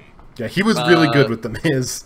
But this is the perfect example of what we were talking about previously of how much Barrett has fallen. It's like, man, Pre-show. King Barrett on the pre-show. Yeah, on the pre-show fighting R-Truth. Pre-show king. Also, he's been like defeated by R-Truth like 2 or 3 times leading up to this. It's not looking good for poor Barrett. Let's just say that. I get like I assume my guess would be that this is where they give him a win finally, but Please. no, man. We'll see. I mean, it would be nice. like whatever you feel about R-Truth, he's not going anywhere. No. So No. And No. I like R-Truth. He was cool in He's a utility ECW. guy. He's just, I like having him around. He did good matches. He deserves to just kind of hang around like the Big Show. MM says, becomes king of the ring, gets a cheaper looking cape. Yeah, Neville's got a way better looking cape than Yeah, dude, Barrett. he does. He totally does. And he has 2 nicknames. I mean, Barrett technically, I guess, has 2 nicknames, right? Or he's not Bad News Barrett anymore, is he? He's just Yeah, I don't King think they Barrett. just call him that anymore. Never mind. He lost a nickname. Well, Yeah, why do they call Neville both the man that gravity forgot and the new sensation? It seems like a bit much. the new sensation has to be a Vince idea. Oh yeah, I feel. absolutely. They're really. I think they're pushing Neville. I think they want. I think so too. But the new sensation is just that's the most Vince thing of Speaking any of of pushing his Neville, names. He's I a new will say- sensation. Make him the new sensation. Speaking of pushing Neville, I will say Neville in the Money in the Bank ladder match is going to be awesome, and Yeah. also it'll be a really good. It's a really good match where they can showcase him. He doesn't have to win, and also like I think it sets up a good precedent for like at next year's Money in the Bank for him to be like one of the top guys to Yes. possibly win it. What if he does a red arrow off of a ladder? He's done. I don't think there's a what if there. I think that's like I think he will. That's why he's in when that and to match. whom. To Sheamus or Kane. Both. To Randy Orton. Well, we got John Cena versus Kevin Owens. Yes. Again. I don't know if we. We don't really need to go over that again, I don't think. It'll probably be awesome. I think.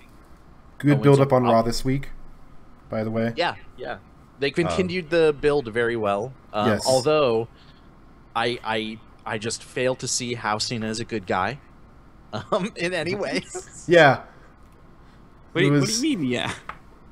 It's been the build up for this is weird. Like when Kevin Owens came out and like poured his heart out about how his son loves John Cena as a wrestler more than him, and Cena's just like, yeah, it's because I'm better than you, pretty much. Like it's not. Yeah.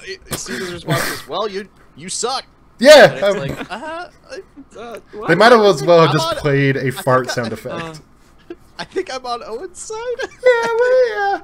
Yeah. It just Cena's a real jerk in that little promo segment.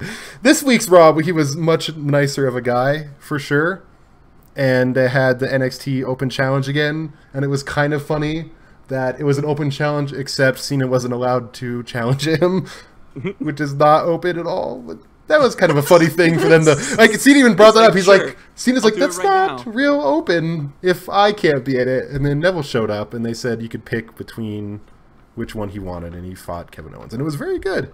It was extremely good. Once again, the new sensation is killing it. Was it last week when Owens comes out, talks about his kid, and then Cena comes out, he's like, I do it for everybody. And he points out like a kid who's like extremely ill who's in the audience, Yes. and Kevin Owens is just like, come on, man. Yeah, he basically Come played on, it like, off that Kevin Owens put was me in pro this cancer. position? Yeah, because it's like some girl, and he's like, that girl right there says I beat cancer, and it's like, you just made me look like I'm pro cancer. Fuck you, John Cena. Yeah. Fuck you. It was a real dick move on Cena's Now part. introducing fighting on the side of cancer. Kevin Kevin Owens. They should just steal the whole storyline from ECW and like before the next pay-per-view, like Cena actually just like convinces Owen's child to come just leave with him instead and be his new father. Shaded Fox says, "Please let Kevin Owens kill everything and then bring out his son to get the pin." All right, I'd be okay with that too. Really good. Yeah, Cena doesn't have good luck with like young children because that whole like thing with the Wyatts was not. Yeah, that's right. It's just that is Owen's kid. Was that little creepy devil child? No. Volty Squirrel says, "I actually really like Cena during that segment. I can't help you there. I don't know. I don't know what to say." It was just I thought it was hilarious, but it was Team Shoot says, "Hey, at least he's doing a better role to putting over talent than putting talent over Cena than before." Has been killing it lately. I think even non-pro Cena people have to say that. The U.S. Open title stuff has been great. It's been really, really good, and Cena's been putting on some of the some of the best matches of his career. I feel like a DSHS70 says, "I'd still cheer pro cancer Owens over Cena." That's terrible. Oh no! That's terrible. That's terrible. All right. What else we got? We got Seth Rollins versus Dean Ambrose in a ladder match. Yes, which is going to be great. Title. That's going to be real good, I think. All right, so I really hope Ambrose like climbs a ladder, drops an elbow, and then climbs a bigger ladder, and then drops another elbow. Yeah. Remember when Seth Rollins and Ambrose were first going at it back last fall, and they had Ambrose and Rollins in the was it Hell in a Cell? Yeah, was that the big Hell in a Cell match? And Ambrose just climbed to the Ambrose top. like comes out and is just like, "We're all gonna die tonight." Yeah, and just that's what I want to happen for this. I want him to come out and be like, "We're dying tonight." Yeah, I want him to just go ridiculous. I can't wait. You should. I mean, and you like I said, you haven't seen Raw, but there's definitely some breakup tension between the Authority and Seth Rollins now for sure. Oh, interesting. I need to watch it for sure. Yeah, basically, Triple H and Stephanie are like, anytime Rollins might need help, they're like, "No, you said you could handle it yourself, so why don't you go ahead and do that," kind of thing. And then I guess I'll just gonna go into his. He got J&J Security. Jamie Noble specifically came to him to say, like, "It's okay, we forgive you for saying that you don't need any help and that you don't need us around." The accent for me. Well, no, I can't do it. No, okay. I'm not even going to try. Yes, and then basically Rollins just exploded on them, and as he was allowed to pick his own opponent on Raw, he decided to pick J&J Security, which was great because it also involved Jamie Noble slapping him so hard across the face. That was perfect. That was, and Joey Mercury talked. I've said finally this before. Oh, did he? Yes. Yeah. He told. Didn't he tell like? I've heard him once before. Yeah. And it was the voice of the angels. It was the heavens not part? what I expected to hear. That's for sure. No.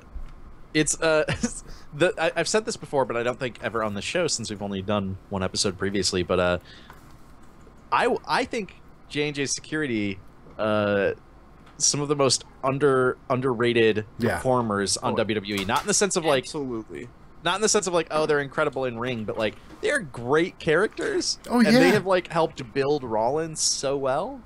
Yes, it's been perfect, and and they won on Raw. They beat him. It was perfect. They beat him. Yes.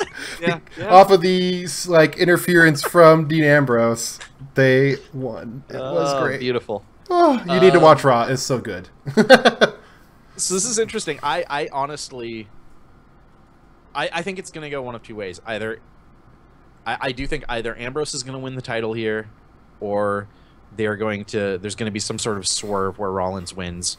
But I think my hope with what you guys are describing with the Authority and the tensions there is that swerve will not be as simple as just the Authority interfering again, that there will be something more to it. Yeah. Hopefully they are somewhat creative with it. It'd be nice. Let's see what else we got going on in this pay-per-view. Nikki Bella versus Paige for the Divas Championship. Naomi's not invited, I guess. I don't. Did her boots wear out? Yeah, she must be out getting some batteries for those lights, I think. Yeah, this one's on funk. This is weird too because like they're both like aren't Paige and Nikki both kind of like working as like faces at the moment? Sort of, yeah. Their whole dynamic with the Divas division or It's women's weird. division, however you want to portray it, is not clear. Everyone's a heel. There's no characters. It's just people wrestling. That's all. They People make wrestling. them way too catty. They want the title, but no one can explain why because they don't have a character. Yeah. It's a bummer. Everyone wants a title, but no one knows why. There's no I think this is reason. going to be the same as a lot of the Divas matches have been on pay-per-view lately, which is, I think it'll be solid. They're both solid workers. They probably won't get enough time. Yeah, I Yep. feel like those two could go, but like, there's only how many matches are confirmed right now? Like 5 or 6? 7. 7. Oh, 7. Including the Oh, pre-show. Well, 7. including the pre-show. 6 on the 6 pay-per-view. main show.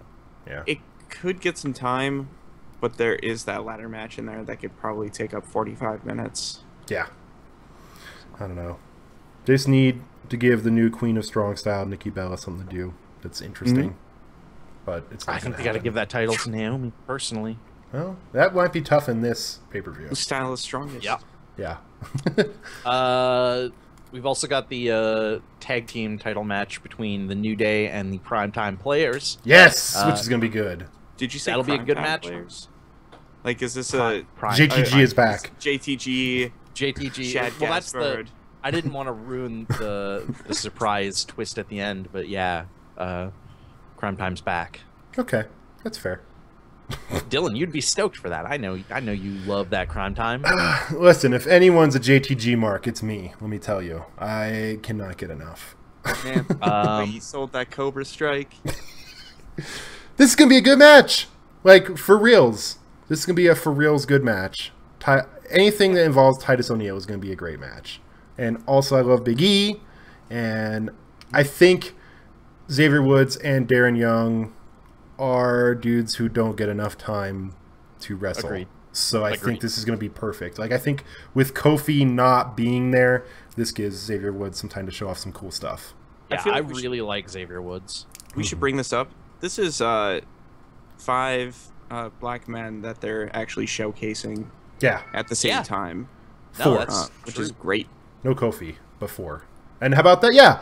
All yeah. I mean, Kofi will be out. Kofi will be there. Yeah, having all people of color for the tag team match is something I did not expect to see for a while, I guess. I don't know. I mean, I don't know. It would be nice if it was for a different title. That maybe, I don't know. I guess now the tag team Like a title. big singles championship. Yeah, but I guess like what the Intercontinental title is not exactly what I'd call a big deal. I would say the tag team title is cooler than the Intercontinental title right now. right now, definitely. I'm happier with the tag team division than I am any of the contenders for the Intercontinental title. That's for sure. It's at least a step in the right direction. I kind of I've been loving the New Day lately. I love their heel personas, and I hope they keep that up for a long time to come. Yes, But I would love to see the title go to Primetime Players here, just because of the how unexpected and cool that push for them is, and it would be nice to get the titles on some fresh blood, and yeah, I would like that. it'd be great. Here's hoping.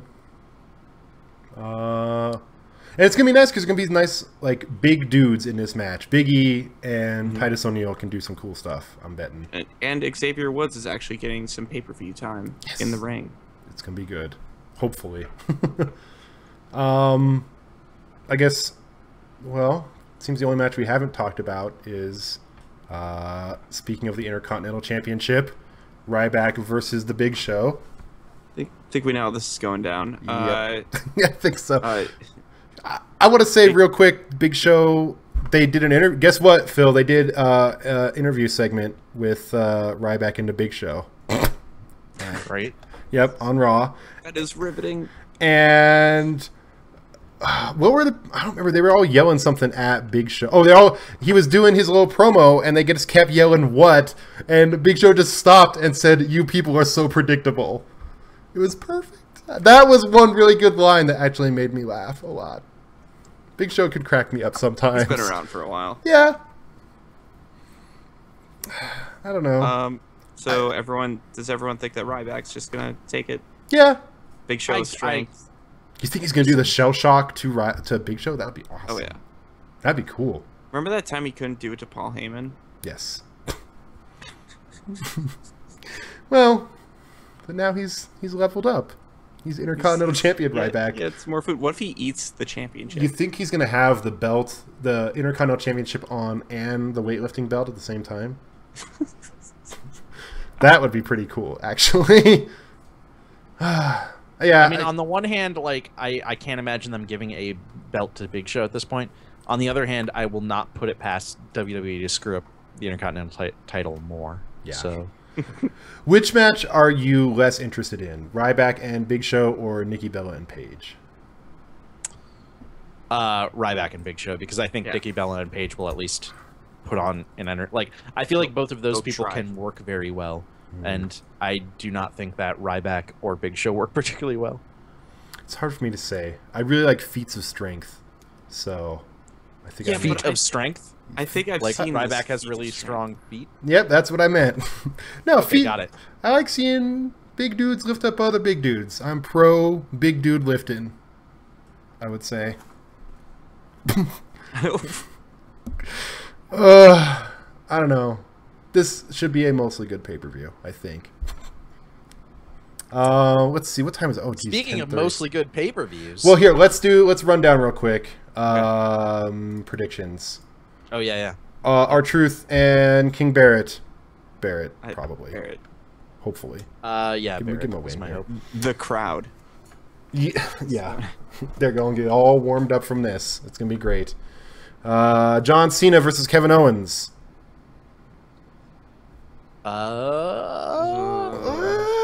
Kevin Owens. Owens. I think for Cena's sure. going to win it.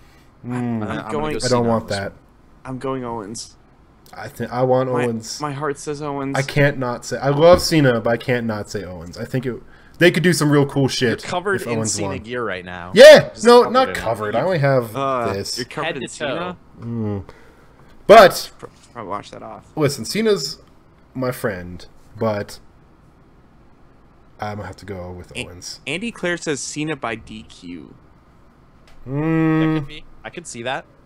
That's how a lot of people assumed it was going to be in the last one, so maybe that's what they go with this time. What about Maybe. it's I'd be okay Owens with by that. KO?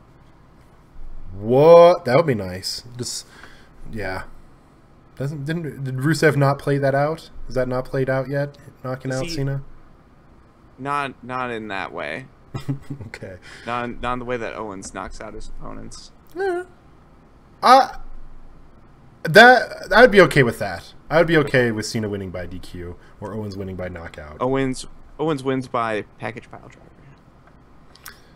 I wish we would have gotten says that. Cena is not pinning Owens. I think Cena might pin Owens. I think he will, but not yet. Or a ref will be out. Mm. Do you think it'll be clean this time? DSHS70 says Kevin Owens wins via actual murder. That'd be awesome too. Prediction for Ryback versus Big Show. Ryback. In an uninspiring way. Yeah, Ryback. Yeah, Ryback. New Day versus Primetime Players. I'm gonna go with Primetime Players. I'm gonna go New Day. I think. I'm going New Day, and Yeah. Primetime Players is going to chase that belt for another. Yeah, give him some more time. Give him some more time. Let's see. Nikki Bella versus Paige. Nikki Bella. Just, Nikki Bella. Yeah. Yeah, I don't know why they keep her with the belt, but I think that it seems like they want her at this point. They want her to have a really long run, and doesn't. Yep. They seem want her like to beat AJ's run. Paige is great, but I don't see any reason to change now. I guess the crowd doesn't quite love her. So yeah. we're Money in the so Bank. excited about this pay-per-view, guys.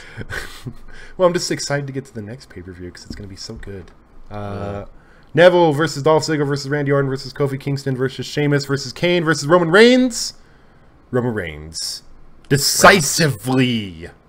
Decisive I think victory. Reigns is going to take it. I'm still going with Kane. All right. Okay. I respect that choice. This is going to be the call of the century. If you get this right. My shot. That's right. Seth Rollins versus Dean Ambrose for the WWE World Heavyweight Championship title. Seth Rollins, in the lamest way possible. I'm gonna vote Ambrose on this one. I'm gonna go. Oh man, I'm gonna go Rollins. But then someone's gonna tease a cash in. Okay. I think it's gonna be Rollins because of interference from either Kane or Triple H. Okay. All right. Not J&J. No. I mean, they do have a pinfall win over him. That's right. Maybe they'll cash in Money in the Bank on him. That's Freebird rules. All right, so let's move ahead to our homework assignment for this week, which was Judgment Day 2005, which I had forgotten about except for the main event, like pretty much everything that happens in it. So the main event was the reason that you wanted us to. Yes, which in hindsight we should have just watched the main event, but that's all I watched. I like the idea of watching the rest because I got some real hilarity. So did I. And I'm kind of upset about that. I only watched the main event, which happened right down the street at the Target Center. Yeah, it was in Minneapolis, Minnesota, where John Cena left half of his blood. Yeah. Well, let's not skip ahead. Let's start at the top. Thing worth talking about. That's not true. That's not true. That's not true at all. Let's start at the top with a very good opening match, in my opinion. Eminem, Mercury, Nitro, and Melina, which, man, how about Joey Mercury? He was looking pretty sweet back then with that hair of his. No. So this is like the immediate like. So okay, this is 2005. Yes. When did the PG era start? 2008? Yeah, 2008. Okay, see, I thought it was earlier than that, but this is like a very immediate reminder of like, oh, we're not in the PG era. These guys come out with like the tag belts hanging from them like big floppy penises. Yes. And then Melina like rubbing her hands down them. Yeah. Yes. When Edge is having his live sex celebration on SmackDown, it's still not the PG era. And we should also point out Johnny Nitro, aka Johnny Mundo, aka John Morrison, which looked, I did not recognize him at all. I really didn't. Yeah, so they were in a match against Hardcore Holly and Charlie Haas, who Phil didn't know who Charlie Haas was. Which I didn't know who any of these people were except for Joey Mercury. You didn't know who? No, I know who Hardcore Holly is. Oh, you don't know about that match between Melina and who was it with? Melina and like Jackie? No, what match? No. Okay, never mind. No. It's a Tough Enough joke. With that was someone asked like one of the Tough Enough contestants like, what's your favorite match? Like Melina and blah blah blah. Jacqueline. And then Stone Cold's just like, what? Are you fucking kidding me? Alicia Fox. Yes. Alicia Fox. Okay. Was who answered that. Yeah, see, Getter 4-4 understands it. You didn't know who one half of the world's greatest tag team, Team Angle, was. It was Cameron's answer, and it was Melina versus Alicia Fox. Oh, okay, all right. Yep. The world's greatest tag team. All right. Anyways, I didn't think this match was any. It was. I thought it was okay. Joey Mercury's a good worker. Johnny Mundo, aka Johnny Nitro, is a good worker, and that was it. Charlie Haas is pretty good, I think. That was it. I don't know. Yeah, it was kind of a silly match. It wasn't like an awful match. It's just like there wasn't anything. It existed to be a reminder of what era this was in, of what time this was. Sure. Basically. And then, that wasn't enough of a reminder, Carlito came out next. Did he eat part of an apple and spit it out at someone? Okay, so Carlito was in a match with The Big Show. And the build-up, they did play a package before to show a video package to show the build-up, which was... Carlito wanted the Big Show to be his bodyguard. Yeah, he wanted the Big Show to be his bodyguard. Big Show... refused. Would not. He refused. Carlito gave him an apple, and Big Show stole the apple from Carlito. Stole it and ate it, yeah. To spit it in his face. But that apple was poison. Carlito poisoned the apple! And Big Show got sick immediately upon eating it. And then he fell on the ground, and Carlito spit apple in his face. The turnaround. Yeah, so at this point, Carlito, he got a different bodyguard, which was Matt Morgan. Yep. Who I know nothing about also, and who looked like a real boring guy. He was he had a speech Hulk impediment. Hogan's protege in TNA, or was like feuding with Hulk Hogan. He has Hogan's cape, or he did for some. He seems real strong, I guess, because he picked up the Big Show at some point. And F5'd and him. F5'd him. Yes. Yeah. But which is pretty impressive. No, Matt Morgan at this time, his character was that he had a speech impediment, if I remember right. He had a stutter. Yeah. Shadowbox says, this match did indeed occur. The high-quality analysis I've come to expect from Suplexfriends. Yep. Volty Squirrel says this match got 1 star from Dave Meltzer. It was like 4 minutes long, and nothing happened the whole time, and then... It was just Carlito getting beat up and hurt by the Big Show a lot, and then the ref got knocked out by the Big Show. Yes. At one point, or like Big Show threw Carlito into him and he got knocked out. And then Matt Morgan came in, F5 Big Show. Carlito was like, I can't believe you did that. That's amazing. And then pinned the Big Show. Yes. Also worth noting, both first two matches right in a row, both ended with interference. Yes. Or both got, the people who won both got victories because of interference, which is always a little bit great booking. Crappy. Yep. Having 2 matches in a row do that. Unfortunately. Yeah. Let's see. After this, we had Paul London versus Chavo Guerrero for the WWE Cruiserweight Championship. And it was a Cruiserweight Championship. Yep, that was they should have that again. That'd be WCW. great. Yeah, no, I agree. That'd be great. Paul London. There's another guy. No idea who the fuck that is. Again, nothing. And I probably worth clarifying here that were you not watching in the Ruthless Aggression era? I stopped watching probably around 2002-ish, and didn't get back in until just last year. So you didn't miss a lot. There was some good stuff. I watched a lot of SmackDown at this point, and I remember really, really liking this pay-per-view at the time, which kind of bums me out now. Paul London seemed boring also. He was pretty boring, and Chavo didn't sell anything until the very end. Yeah. That was what I got out of this match. Chavo's talented. Yes, he's very good, but he did not sell for shit in this match, and it was a real bummer. Oh man. Okay, so let's. Oh. Yeah, so this is. I had totally forgotten about all of this awfulness. That is. Okay, let's throw in a little bit of a content warning here. Yeah. I think so. We're gonna have a talk about some stuff that includes like sort of let's just say sexual assault. Yeah, let's just say that. So, just getting that warning out there. Yeah, give us like... Oh, is this the Kurt Angle match? Yes. Let's give us like 5 minutes if you're not interested in this. Yeah. So, we had Booker T versus Kurt Angle. They played a long package showing the build-up for this, which is basically... let me try and give it as quick as possible. Kurt Angle was in a match for #1 contendership. Booker T hit him with a chair, so he lost the contender. And then Kurt Angle decided to go after Booker T, and in doing so also decided to go after Booker T's wife, Sharmell, I believe is her name. Is that right? That's correct. And jump back and forth between calling her a slut. Yes. A gutter slut, excuse me. Yes. Let's be precise here. And then also declaring that was his fetish.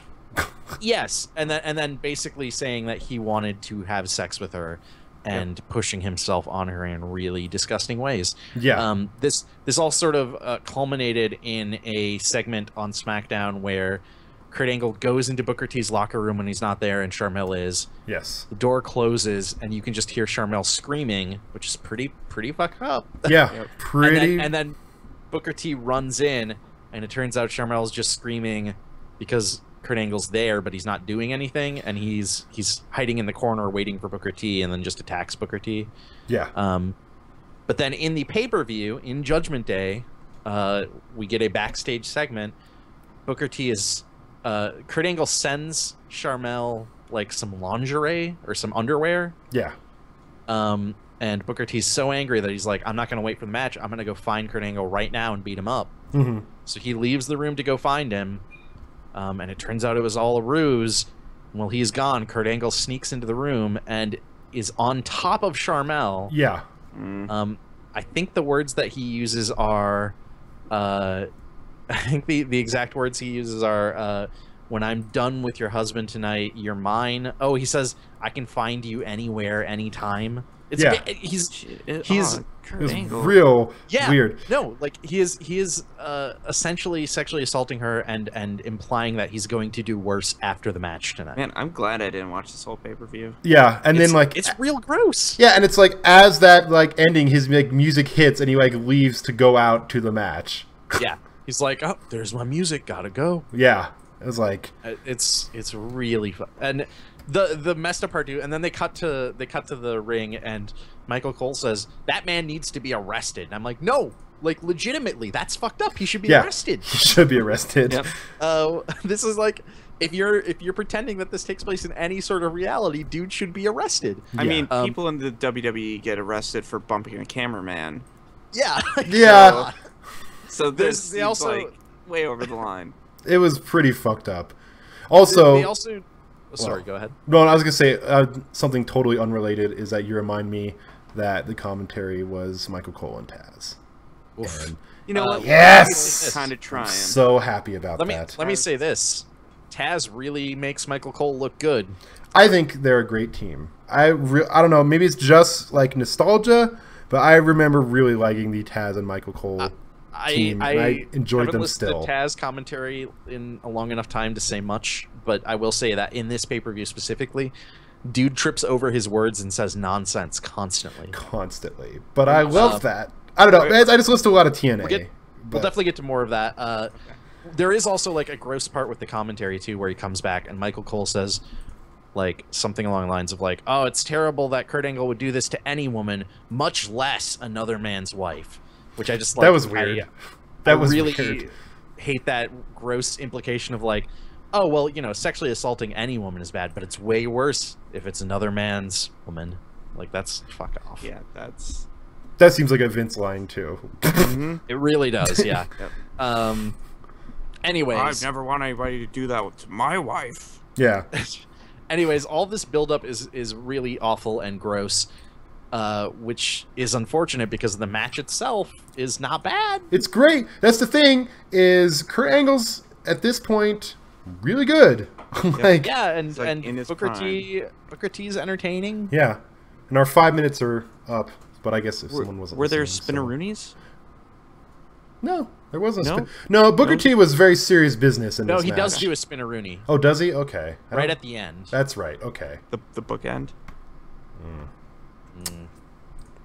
Wait, so who won this one? That was the name of his finisher, wasn't it? Booker T won. I know. Yeah. All right, I was just making sure. Booker. It was. I just like. Booker T does win. Yes. Okay. Good. Then Sharmell comes out. Yes. Celebrate with him. They handcuff Kurt Angle to the ring rope. Kurt Angle initially goes after Sharmell. Sound kind of hot now. Yeah. Kurt Angle goes after Sharmell and he's gonna handcuff her, but then Booker T comes back and they handcuff Kurt Angle to the ring and Sharmell gets to beat him up a bunch. Quite good. Good. A good ending. And then they hauled Kurt Angle off to TNA, where he is now in prison for eternity. Not like directly he did from get there. arrested in a way. Yeah. Yep. It was. The match itself was pretty good, though. I thought it was very good, and this is like it was a very good match, and as Volty Squirrel is saying, this is when Kurt is at his fucking best in the ring. He was very, very good. It was an excellent match. It was just like there are other matches on this card that have a good amount of backstory and show that they could have like an angle that has emotional weight without making it super gross. Yeah, they fucked that all up, unfortunately. It's too bad. Because this is... I don't know, Kurt Angle... Of that era, Kurt Angle on SmackDown was one of my favorite parts of SmackDown. And I kind of wish I'd picked one with better Kurt Angle representation. There was a really good... one of the only parts that I liked about that... the package showing like what happened leading up to this is they had a segment where Kurt Angle was giving an interview and Booker T was so angry about what he was saying that he kicked the TV. Yes, he kicked the TV and it like exploded, like smoke out the back and everything. That was great. Anyways, that was a really solid, really good match that was surrounded by unfortunately just had a lot garbage. of gross shit around it. Yeah. Um, All right, next match, which this is someone, let's say Orlando Jordan, United States champion, Secretary of State for John Bradshaw Layfield as champion, though not at this point, I guess. Had a match against someone who I forgot existed until I saw this, which was Heidenreich, who I totally forgot about. You know, I'd heard of Heidenreich at least, but I had never actually seen him. What? Okay. What is... So Heidenreich started as like psycho crazy guy that likes basically Psycho Sid 2, essentially, was his character.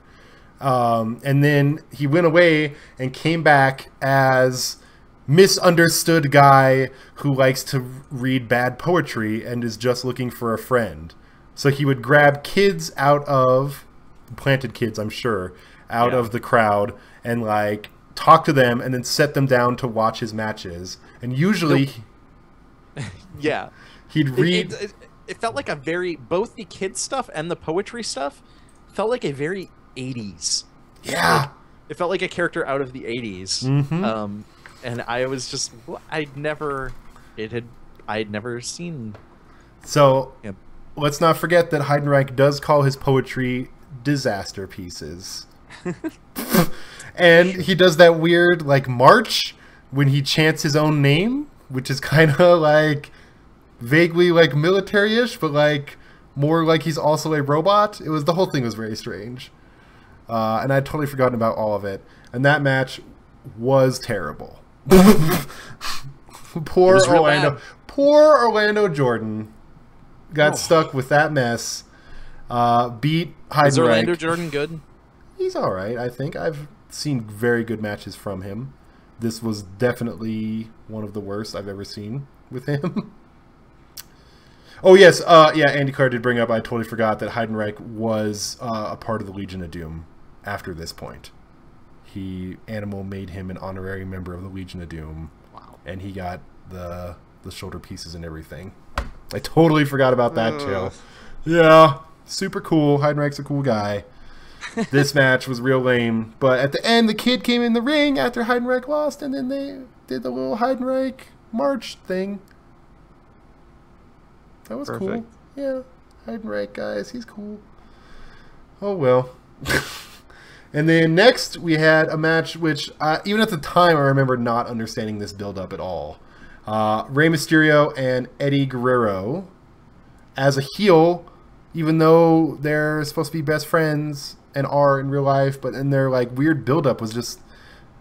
I remember this at the time, and basically Eddie turned on Rey for no reason at all. Pretty much. Yeah, it was... That was weird, but also like... I feel like they did a good job in the video package, at least, of making it seem like it made sense. They usually do. Yeah, just like they really showcased this idea of like Rey Mysterio as this good-hearted, forgiving friend, and Eddie as kind of a fuck-up who has always been a little bit off-center, but Rey is always, because he's a good friend, always willing to forgive him. Yeah. And sort of the idea that at some point, Eddie just lost it. Yeah. I did really like Eddie Guerrero's Vice City themed shirt, and I wish I had one right now because that is really good. Pretty sure you can find that on the internet. Yeah, I must have one. And this wasn't the match that I thought it was beforehand, which was the one where Rey had a ton of like. No, Eddie got like super cut up, but that was a match with JBL the previous year on Judgment Day. And I was hoping that there wasn't two awful blood matches in a row, and I was luckily right. But I don't know. It was a good match, but it ended like by DQ, and it was just, I don't know. I remember not. I thought it was an excellent match. I thought it was really good, but also like, I mean, Rey Mysterio and Eddie are both really fucking good. Yeah. I will say this is Eddie very close to his death, actually. Yes. Like 6 months from his death. Yeah. So it was probably not Eddie at the top of his game. True. But the bad story, like, didn't help either. It was just a weird match that was kind of like an in-between thing even at the time. I thought like again, I thought the setup was okay, although it does sound like from what Andy Clare is describing, it sounds like it leads into some stuff that's much worse. Yeah, there was like a ladder match for Ray's kid, if I remember right. For custody of Rey Mysterio's son, who's just actually Eddie's biological child. Yeah. Just raise him above the ring by his underwear. Like, he just has a giant wedgie the entire match. That'd be great. And only his true father will save him. Ugh. Well, whatever. It was a good match, but this is just a weird point. SmackDown was weird. And then we have the main event, which was the whole reason I wanted to watch this in the first place. John Cena, Chain Gang Soldier, versus John Bradshaw Layfield at his best as an awful heel. Oh, so good. So good. Both these guys playing their characters really well, I think. Mm-hmm. And so, JBL has potentially the most boring music in the world. Yeah, and I think so. When he was coming out like in his limo, and he has that like that really terrible music. And I'm like, wow, this is really boring. That how like is fake he Dallas getting all this heel heat? Like, and how are they like portraying John Cena? So JBL comes out in his limo, just somberly walks to the ring, holding his old title belt with John Cena's name on it. Yes. And out comes Cena in a semi with a DJ and just like lights and fireworks and all this kind of stuff. And I think they made him look so boring just to make Cena look so exciting. So awesome. So Andy Clare asks, and I don't know if this is true, and maybe you guys have some insight into this because I'd never heard this before. Andy Clare asks, isn't this the match that like the night before Cena crushed up a bunch of Tylenol and ate them to thin his blood so it would look more fucked up? I've been told by an actual wrestler that that's what you do. Yeah. I've read that was what happened, and that's what happens in a lot of these matches. That would explain the fact that, like, man, Cena gets cut open in this match, and he bleeds and it is not like, it's kind of like, it's like halfway through the match, and he is just like, his face is covered in blood, just like a like, they call it the Crimson Mask, and that is what it is. Like, it is he is wearing a mask of red. Yes. And Getter 44 does say what I think, which is that the stock market bells are some of the instant boo promo interrupter this side of awesome. And back then they were. Those stock market bells were like the perfect way to like be a jerk to someone. So good. Yeah, I mean, I will say, you know, for somebody who's not a big Cena fan and has barely seen any JBL matches, I thought this was like a really good match. Those guys went hard as fuck. They really did. There was some stuff that I really didn't like as for an example, like you could already, even though like I assume this wasn't at a point in the career where Cena was already like instantly winning everything, basically, right? He was doing pretty well for himself, but at this point. But the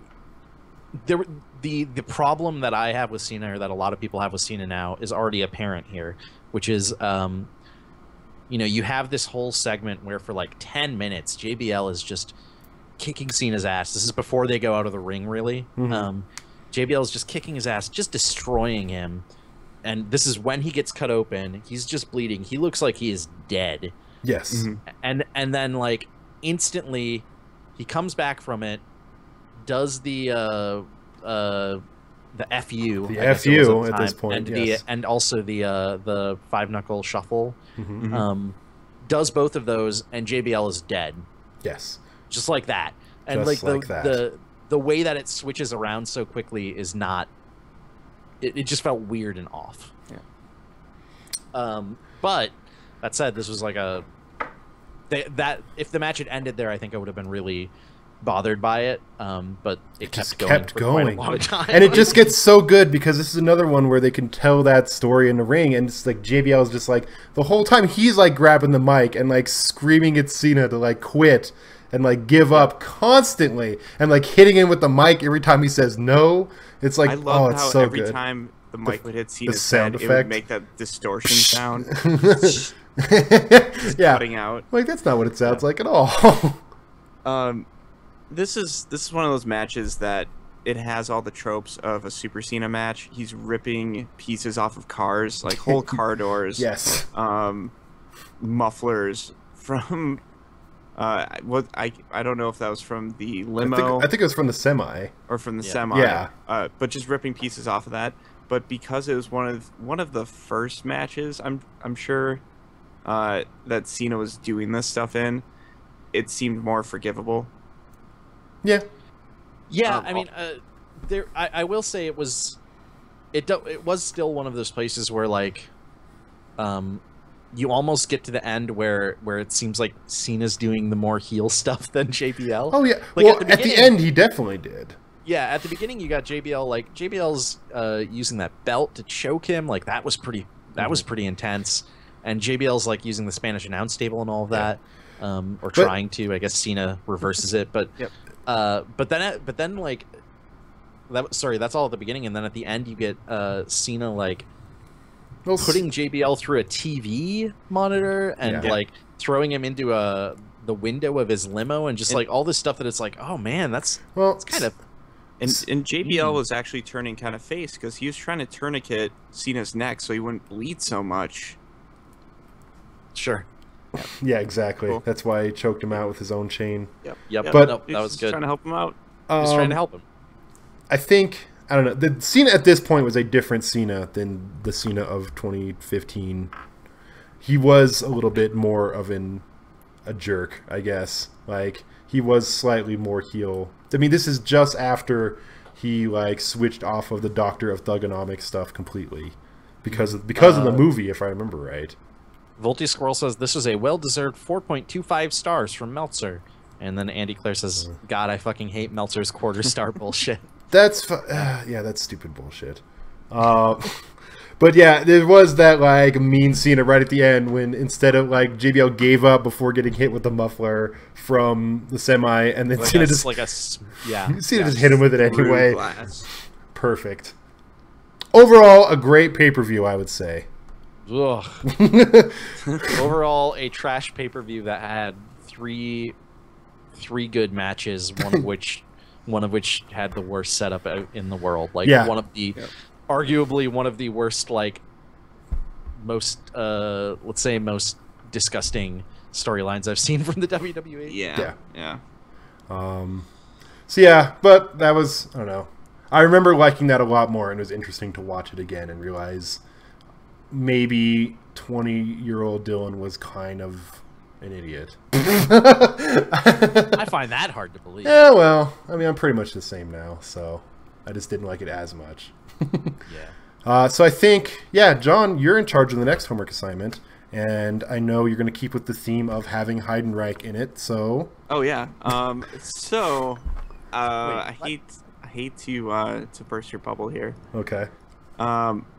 So, my homework assignment this week. Yeah. Since Money in the Bank is coming up, I want all y'all to watch Money in the Bank 2011.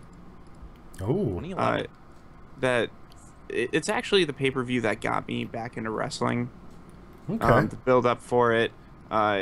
You'll know it when you see it. It is. Is that CM Punk? It is CM Punk versus John Cena for the championship. Okay.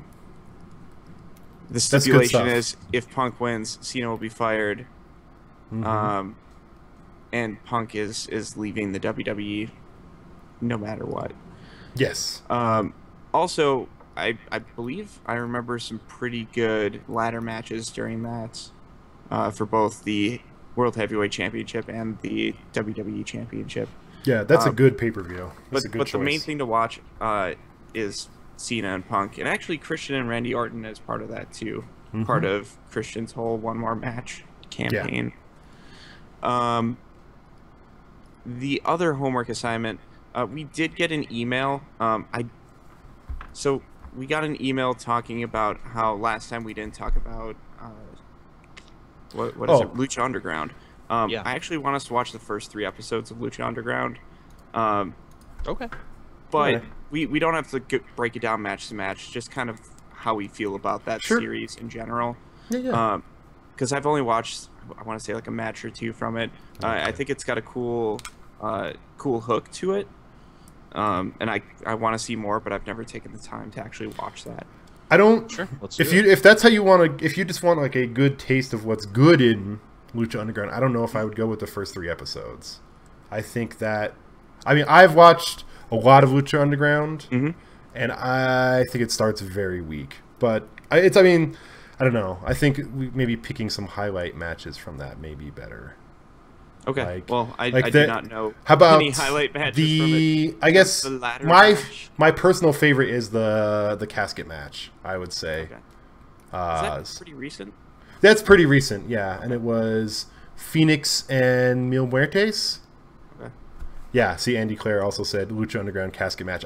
If I was up to me, I think that's what we should I've talk. watched that, yeah. Yeah. But I would rewatch that. Yes, Also, that would gladly. probably, in terms of time, having 1 match to watch instead of 3 episodes to watch would be easier. You know what? I love just taking up all of your time. Okay. I know. That's what I'm here for. Let's just. I think maybe that match, or maybe even just that episode or something. That's fine. I think might be a good call. Okay. It's a cool show though, and I think. Well, I guess we might as well use this just to get right into emails. So if people have questions or comments or whatever, want to talk about some stuff, send in an email to suplexfriends@streamfriends.tv, and we could read your email on the air, just like Tyler's. And he says, Raw is 3 hours, SmackDown is 2 hours. I watch all of it, but the only hour I look forward to each week is NXT, and that's mainly for the 4 horsewomen. The Divas division in the WWE is underwhelming, but the women's division is outstanding. I hope those ladies stay in NXT forever and never move up to the real show. Also, what the fuck is main event? Does anyone watch it? I only hear about people getting hurt there. I'm gonna put this out right now. If you are interested in women's wrestling, don't watch WWE. There is nothing there for you. Like, don't expect there to be anything. Well, you just mean I mean Raw and SmackDown. Okay. Like, there's nothing for you there, I would say. Okay. I honestly, if you're like, I think TNA Knockouts division is worth watching, much more so than anything. Really? Yes, yeah, I think it's good. Absolutely. There's also promotions like Shimmer. Here's my thing: is like, you know, TNA is named TNA. Yes, Total Nonstop Action. Well, that's one thing that it could mean. Yes, that is what it means, is my understanding. Would Jeff Jarrett lie to you? No. Okay. Actually, well, you said Jeff Jarrett lies to me fairly often, to be honest. But no, like, watch Shimmer, watch Japanese wrestling. To be honest, they treat their women stars a lot better. Watch NXT though. Watch NXT, but don't expect anything to be on Raw and SmackDown. I guess, like, it's never going to change. I don't think. Not for a long time. Not until Vince is out of the picture. So possibly. Yeah. But yeah, there are other places to watch it. In fact, Lucha Underground, let me tell you, Sexy Star is probably one of the best parts of Lucha Underground, because Lucha Underground doesn't have a women's division, and Sexy Star just like beats the crap out of dudes and holds her own in a lot of those matches, in tag team matches, in trios matches, and in singles matches. She'll go, like, she's just played like another wrestler. You know, if someone, no matter like how big the person is, she will just go after them if they're being an asshole. And it's just, she's just played like a regular face, and it's something that you don't see at all, you know? And it's just, if you'd want to watch women's wrestling, watch Lucha Underground too, because she's really good in it. It's really cool to see like a female wrestler just treated as a wrestler, you know? It's nice. Yeah. Main event's just dark matches, right? So it's main like event was Superstars. originally another show like Superstars that was developed for Ion Television. That was then dropped by Ion Television. That was supposed to feature matches that tied in with main event storylines. That they did not keep up with that whatsoever. So now it's like Superstars, just with a different name. Yeah, I mean, and every once in a while they have great matches on main event, but there's some weird stuff too where main event used to be available on the WWE network. It was one of the only shows that was updated weekly on the WWE network, like the week that it aired. But now, because of some weird deal with Sky in the UK, and apparently this is related to why the UK took so long to get the network, because of some weird deal with Sky in the UK, I believe main event is not on the network anymore, not posted immediately. Huh. Right. So the only time you can actually that's get my it understanding. immediately here, I believe, is on Hulu. Really? Yeah. Plus or just regular? Plus. Yeah, I don't watch main event. I don't watch Superstars. I've seen like a few episodes of main event here and there, and it's like sometimes they have pretty good matches, and sometimes they will have matches with people who are not getting matches on Raw and SmackDown, cool. or like people who, when they're on Raw and SmackDown, are just jobbing, but here they get actual like lengthy matches. But Zack there's Ryder no there's no storyline or anything going on, so it's hard to care too much. All right, let's move on to the next question from Gilbert. Says 2 questions this time around. One, how awesome is Lucha Underground? Talk about Lucha Underground, please. Yeah, we will next week. I will say I like Lucha Underground's style. I think presenting it like a telenovela is great. I think Dario is a good authority figure guy. I love their ring. I think their ring design is really good. I think the way that they are basically filming in a warehouse, and I mean, obviously, I think they're purposely dimming the lights everywhere but the ring because they are just filming in a warehouse and don't want to show that off. But it works well to it being an underground kind of fighting scene thing. And like I said, I think their stuff with Sexy Star is really good. I really liked the casket match, which Grave Consequences, what they called it. I like that Alberto Del Rio is on there. I really hope that Rey Mysterio makes it on there soon. That would be really cool. And it's good stuff to watch, and it's up there as far as I mean, I guess not competing with WWE, but it's just different in so many ways that it's really refreshing to see, I guess. Yeah, I would like to watch more of it, but I just haven't had the time to actually go and watch much of it. So, and we should say, the commentary team for it, Vampiro and Matt Stryker. Ken Clay says Matt Stryker's real bad. I think he's pretty good. I think Vampiro is fantastic. I think Vampiro is a really, really good on commentary, actually.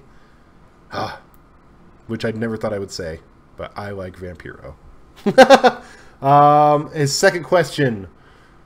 What do you guys think about the push for Kevin Owens on the current roster? He's got a full contract but still has the NXT belt.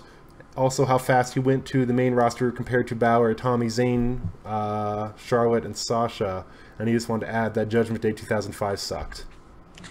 Yep. Yeah. The thing with Owens is interesting. I find it surprising just in the sense of, like, I don't normally expect WWE to know what they're doing, but here it feels like they do. But I mean, I'm for it. I mean, he's really good.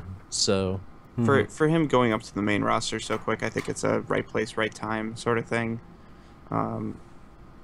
They needed another really good heel who's good on the mic, who can really portray himself well. That'd be Kevin Owens in a nutshell right now. So. He's perfect. He's good on the mic. He's good in the ring. He's doing well with Cena. I think this was a perfect idea to move him up. And everyone can feud with him. Yep. And then he can get rid of that albatross around his neck, the NXT belt. Yeah, I mean, they mentioned the NXT belt in that email. I do think the NXT belt will move off of him. We'll move off of him at the next. What is it? He's fighting Balor. Finn Balor. Yeah, I think Balor's probably gonna take it. You think it'll be in Japan, or do you think it'll be the next live event? Yeah, move it off of him in Japan. I mean, I don't know. They seem to be playing that. I mean, That Japanese event. Should we talk some about this? Because this is a weird thing that they're doing. It's like NXT and WWE guys in Japan. We might have to talk about it another time. Oh yeah, it is getting kind of late. Yeah. Okay. Yeah, and we're gonna. It Yeah, sounds let's like go we're ahead and gonna do wrap a it up. show for it. So. Yep. Yeah, so I guess we'll talk about it next time in a couple of weeks or whenever that is, right? But I guess let's go ahead and close it out. John, thanks for coming. Hey, no problem. Where can people find you? Always glad to be here. You can find me on Twitter at John_Carson. You could find me streaming here at StreamFriends or Twitch.tv/StreamFriends. And then you can also find me streaming on Twitch.tv/XBLAFans. Hey, nice. Yeah. And maybe people can see you next time with a camera? We'll see. Yeah. We'll see. I wouldn't wish that on anyone. Phil, thanks for coming, buddy. Yeah. Glad you're here. I'm glad I'm here too. How are you? I'm all right. A little tired. Yeah, same. Where can people find you on the internet, Phil? They can find me at twitter.com/pkohler. I also write about video games and sometimes other stuff over at polygon.com. Got anything cool coming up? E3. Oh, is that still happening?